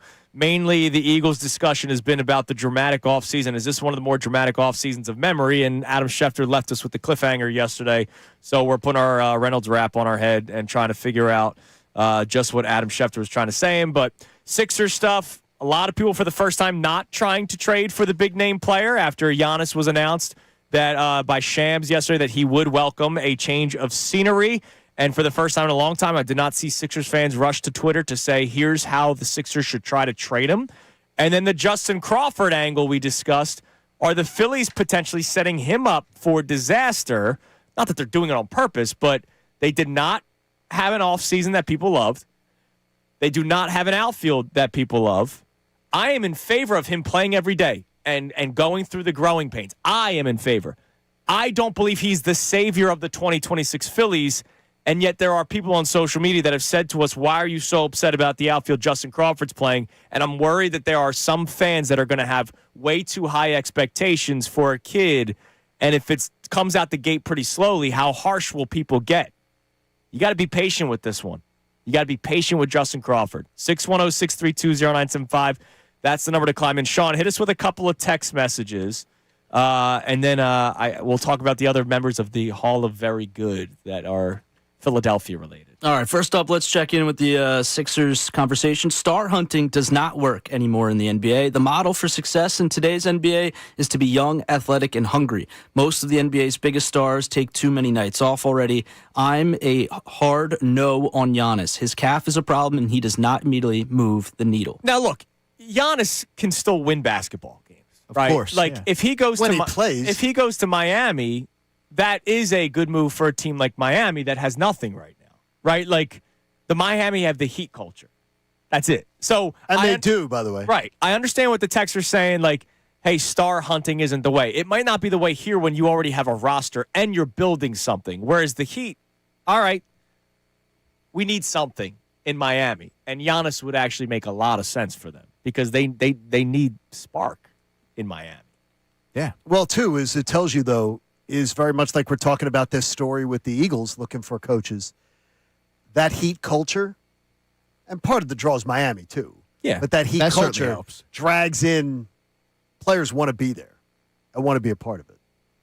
Yeah. Oh, absolutely. I mean, look, you look at their team right now. Like, Norman Powell is a guy, a good player. He's a guy. Bam's a good player. How does he get so much out of that roster? a guy. I never understand. Andrew Wiggins is one of their starters. I don't understand how he gets so much out of that team. Well, because they got Kasparas Yakuchonis. Watch your language. It's a kid show. They got Lithuanian in the starting five. Like, You're keeping tabs. Yeah. Sounded like you were just talking a loogie Matas over there. Puzelis. I keep tabs on all these guys. All right. What else we got on the text line? All right, this is Pete from Drexel Hill. He says he agrees with you guys. Firing Sirianni is obviously not happening, but let's indulge in the tinfoil life. Did they wait to fire Sirianni because they already have a handshake deal with a certain not Hall of Fame coach? No. Sirianni's not getting fired. Bill Belichick? Yes, No, why would they not hire Bill Belichick today then? Yeah. They'd put Bill Belichick to work now. He could go That's right allowing your imagination to run wild. now. And by the way, they're not doing that. It's wishful thinking. For a Even lot of though, look, Howie kicked those tires and did it. people. Oh, I know. But there are people. Wow. Again, I laugh at it because people are sometimes ass faces in responses on social media. Oh, man, you guys suck at your job. He's clearly alluding to Nick Sirianni being fired. Like, if you're going to be an ass, I'll be an ass right back. You're an idiot. That's not what he's alluding to. Yeah, great assessment, Kojak. Like, he's Remember not. Kojak? But Kojak. That's that old show, yeah. But there might be people that wish that were the case. Telly Savalas. Yeah, that's right. If you're out on Sirianni, They're going, Telly Savalas. your prerogative, right? That's your belief, that's your feeling. But to then say this is going to happen, you got to sometimes have logic in the conversation. That's the issue, Andrew, and you bring up a really good point that drives me crazy because oftentimes when you see these comments, they say it with such conviction where are you getting your logic from? Yeah. It's not based in fact.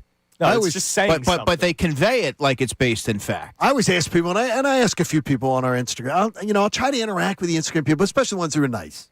Try to interact, and I'll say, these guys know nothing, or nothing. I say, okay, can you tell me the person in the front office or player that you've spoken to? Because I haven't seen you around. Like, who do you speak to? Because I'm interested. Because maybe again. Provide some insight. Like, could you give me the insight? Instead of just telling me I'm an idiot or that I don't know something, maybe you know more people than I do. Can you tell me? Yeah, I'm genuinely curious. I'm actually interested. Let's do it. All right, we have a question on Twitter from J.R. Stray, John Strayer, who we've been talking to for a long time. Okay. He said, Andrew, it was in response to me, but you're also named Andrew, so I would like you to chime in on this as well. Sure. Andrew, how did the Eagles trade A.J. and absorb a $20 million dead cap hit when they have so many folks on defense who need to get paid? Can you elaborate this on the air? Well, you can restructure contracts. Yeah, you can restructure. You could spread it out over a couple of years so you're able to absorb that a little bit more. Look, if we've learned anything from seeing Howie Roseman operate over the years, he's a master at being able to navigate those challenges. And look at Carson Wentz. That was, I mean, you look at that. How was could they do this? to say the least? They got out of it, and they won. Yeah. And they continue. Won. Right. Like that was something that it looked on the surface that, wow, how are they going to be able to recover and bounce back from this? And they found a way to do it.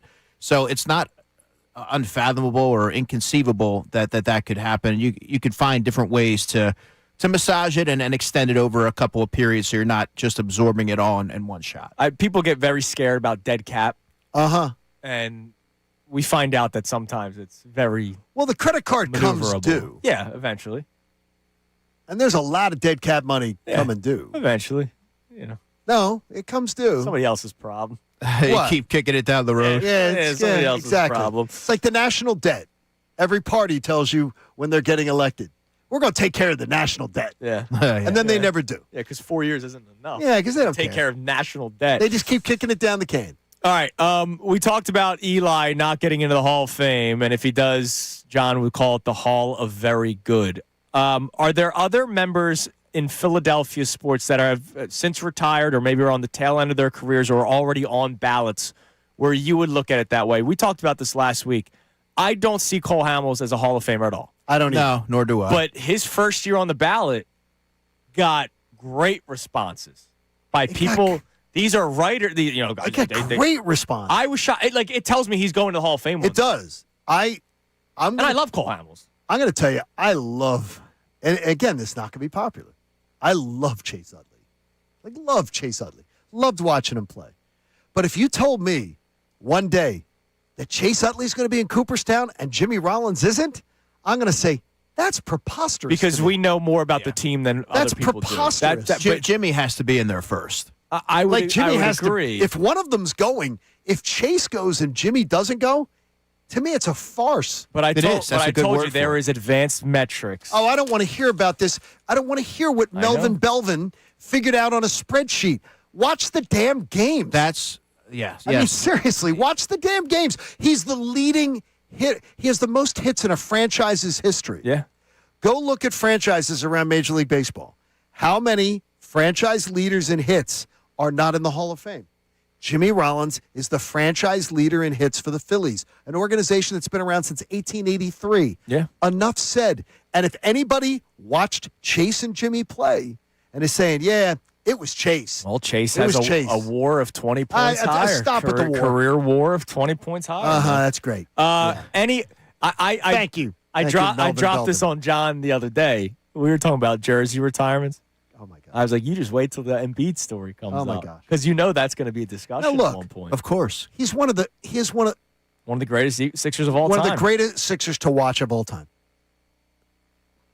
It's coming, brother. 21 should not be in the freaking series. It's never led. It's coming. No, it's not led to anything. It's led to nothing. You cannot put a banner in that led to nothing in the spring. Nothing.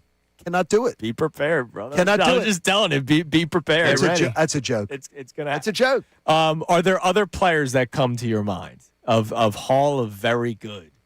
Philadelphia. Mike related. Lieberthal being on that wall Well, of that's fame. Wall of Fame. Yeah, they'll Yeah, induct, but that's what they do. dude. They'll induct you soon. With all No, due I don't respect, think I love the Phillies. Phillies get almost everything right. Mike Lieberthal is on the Wall of Fame. He Oh, is. you didn't know that? No. He's on the wall of fame yeah, that has dude. like it's bad. some of the biggest names in Phillies history, and Mike Lieberthal's on it. And look, Mike Yeah. Lieberthal again. Mike Lieberthal's a fine player. Lieberthal's not on the wall of fame of anything. Yeah, there was a stretch of a couple guys where you questioned. Lieberthal got in 2012.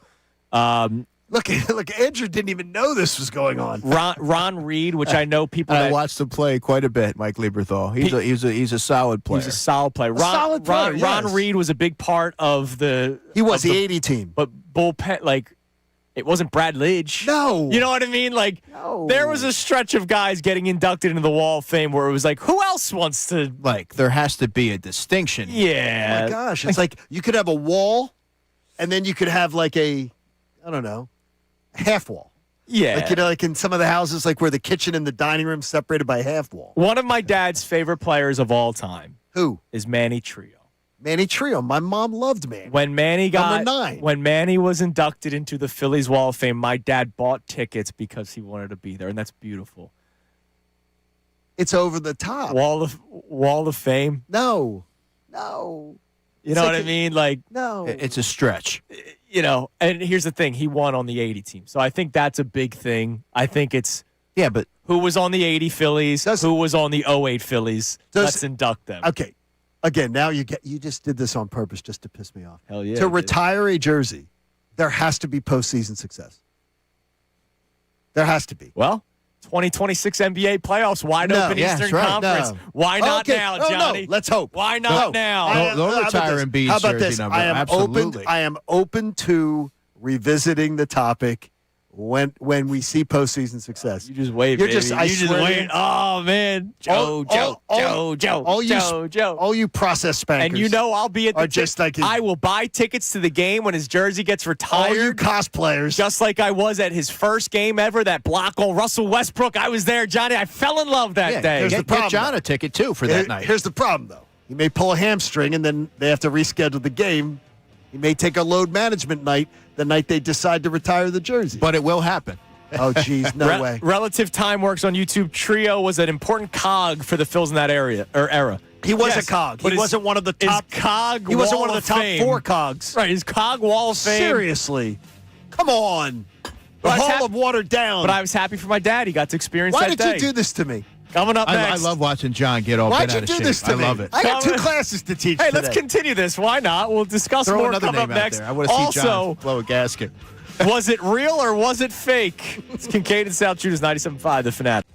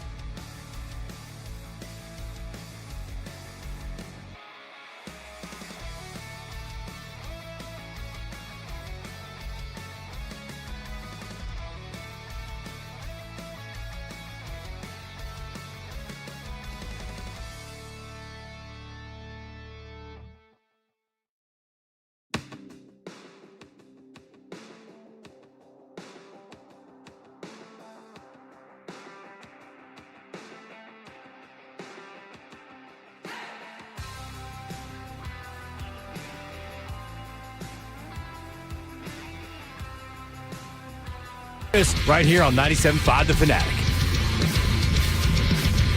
9:48 here on Kincade Salciunas, 97.5 The Fanatic. Talking Holy Communion during the commercial break. What did I miss in there? It's unbelievable. So, when I was a little kid, I hated the flavor of the communion. Now, you're saying it's bread. It's bread. Look, then maybe I got bowl and basket. It's cardboard. Yeah, it was It's cardboard. cardboard. It's not I think cardboard. Cardboard is a more You're at apt a description. bougie church. Congratulations on your church's success. Yeah, thank you, Father Riley, for not buying the cheap stuff. Because mine was the Family Dollar communion then, because we had the cardboard wafers, and it tasted so bad. It would get like on the top of your mouth. Absolutely. And mommy had to Absolutely. give you something to like make it taste good in your mouth. But I went to another church, John, where it was literally bread. I know. I Yeah, went to did the in the church wine. with It bread was before, and it was great. It's easy, but that's not what I had. So I would take the communion, and I would fake eating it, and I would walk to my pew, and I would then eat it in the pew, and my mom would quickly hand me like gum or Oh my something. gosh! The- You the cul-de-sac fruit kids. stripes. I hated it so much. Did you have a little snack? What were you in church too? No, dude. And then there was Pringles. One day. Exactly. One day, Father Pete called me, Good. and he was like, "Oh, Andro." Hope he What's the smacked whiny you. name? Go sit back. No, he didn't smack me, but he did not continue giving people Good, communion good. until I finished You're in not front of supposed everybody. You're not supposed to walk away with it. I know. For God's Listen, sakes. You're eating a, Forgive me, a Father, Ziploc for I have bag of sinned. bugles. Oh, I love that. Though. It's like, okay, kids, we're going to ask you to sit for 40 minutes. Let me get your little game out. Let me get your little snack for you. You think Let I me could get your do? little- Could I do confession over the air? Like if Father Sean was listening. No, he wouldn't do it over there. All right. He'll do it in person, face to face, or he'll do it. Because I know Father in a- Sean might be listening right now. Could Father I do Sh- like, hey, Father, I used to take the communion to the pew. Can you? It's an interesting concept. Can you You absolve try me? it out, Can yeah. you absolve me of that? No, I he'll still- absolve you in person. I ate the communion. Right. I still did the body of Christ. I just didn't do it up front. I took it back to my seat. You cul-de-sac kids, man. You 1 week with Betty I Kincade. took it back to section would have been 127. different. You would have gotten a crack. You would have gotten a crack. All right. Was it real or was it fake? Yesterday, LeBron James got his 65th tribute from the Cleveland Cavaliers. And he's staring at it, and then he's got to put the jersey over his eyes. Did he have his book with him? No, he didn't have. No, because he was. Did he open it to the first page? He was in uniform. The binding wasn't even broken on it? He starts wiping his eyes with the jersey. Andrew, I'll ask you, real or fake tears from LeBron James after his 8 billionth tribute video? Fake. Maybe after the first one, but when you've had however many, I think it's a little performative. And I That's felt what you said. there's been a lot of moments in LeBron's career, his great career, that I awesome. feel he's been performative. And we all love him. And Yeah, you love him, too. I love him. Oh, yeah. Purely He's- entertaining and he's one of the amazing. best players of all time. So yes, but So- yeah, I'm not buying that. Yes. We talked about this He earlier. loves that attention. It was somebody asked him, why were you so emotional? And he basically said, well, I don't know, this might be it for me, blah, blah, blah. And I go, LeBron James, of all people, is not gonna just go off into the sunset. He's gonna do the year where everybody gives him the gift. I think he's right? going to be back in Cleveland for it. And that could be true. But like he'll get the Kobe tour, he'll get the Miguel Cabrera tour, he'll get the Albert Pujols tour and get fastballs right down the middle of the plate so that he Farewell can hit 700 retirement home parade. runs. Yeah, like he's LeBron James of all people, and I respect the hell out of him, but I could still call it out. LeBron James of all people is not just going to be like, deuces, I'm out, I retired. You know, it was so disappointing, though, and we love Ramona. We love Ramona Shelburne. Anyone who has ever interacted with her, she is awesome. I was so disappointed to hear her it was all over the internet. Yeah. yesterday, where Ramona's like, no, LeBron didn't tell the Lakers to draft Bronny. No, that didn't happen. What a load of garbage. Especially when there was a report. What a load of garbage. Bronny would not report to any other team other than the Yes. Lakers. So since that report was out there, first of all, where did that report come from? Yeah. Rich Where did it Paul. come from? Rich Paul. Exactly. Who was paying Rich Paul? I mean, give me a break. Come on. You created a jobs program for your kid, and you didn't, earlier, Rodman didn't know that Bronny has a shoe. I didn't either. I didn't know he had his own shoe deal. I just learned that. Bronny has a shoe. I think you were the only person that did know that, John. I couldn't get over it. Because I was like, wow. That's a Ronnie has a shoe. I guess my next question's why? right. Someone texted in with the name of the shoe. It What was is a it? joke, but it was What is it? the Nike Nepotism Dunks. Nice. Nice. Daddy got it for me. That's Yeah, there you go. That's awesome. The G League. By the way, Tyrese Maxey got his own signature shoe. So Well, yeah, but that makes sense. But congratulations to, I love it. Tyrese Maxey Wait a minute and his now. own signature shoe. Tyrese could send over some of those shoes. We'd wear them. He's a New Balance guy, He is right? a New Balance Yeah, guy. so We am wear I. it. I love New Balance. They I have support it. big toe boxes. Yeah, but they're transitioning into also like athletic wear. Yeah, but they also It's- do their toe box purposely bigger for Sure. so your feet aren't. My big. dad's a New Balance wide Does he toe. have the? Does he have the white? Yep, and he Does he wears have the dad- and he wears the high white socks when he mows the lawn. I wear the 1080s. That's what I buy. My dad is That's the my dad model. is the prototype. I'm not joking. Your My dad dad. is fantastic. The only thing my dad misses is the phone clip. Big Like, Al is that's fantastic. that's the only thing he misses. Other than that, he's the prototype of like white suburban dad. Like he is. Like, Big Al is fantastic. He's just fantastic. all right, Robin, hit us with one more text message before we get out of here. All right. Father Sean actually did check Oh, in he did? earlier today, but it was earlier today. I haven't seen him get back to us yet. But he was talking about Justin Crawford. He goes, Justin Crawford is a 9-hole hitter. We not necessarily have to put everything on him this year. You don't have to put all the eggs in the bowling basket. Damn right. But there are people that are saying our outfield is saved because of Justin Crawford, and when I see that, I go, well, hold on. He's a 9-hole Based hitter. on, right. Nine-hole hitter. Not even based on what have you watched. It's literally he is going to bat 9th in this order. So let's. Johan Rojas is Yes. going to save the Phillies. Roman Quinn is going to save the Phillies. Give the kid a break. Proper Yeah. expectation. Take it easy. Good job, DeCheco. Andrew, We thank love you as always. Great being with you Mock guys. draft. When does it drop?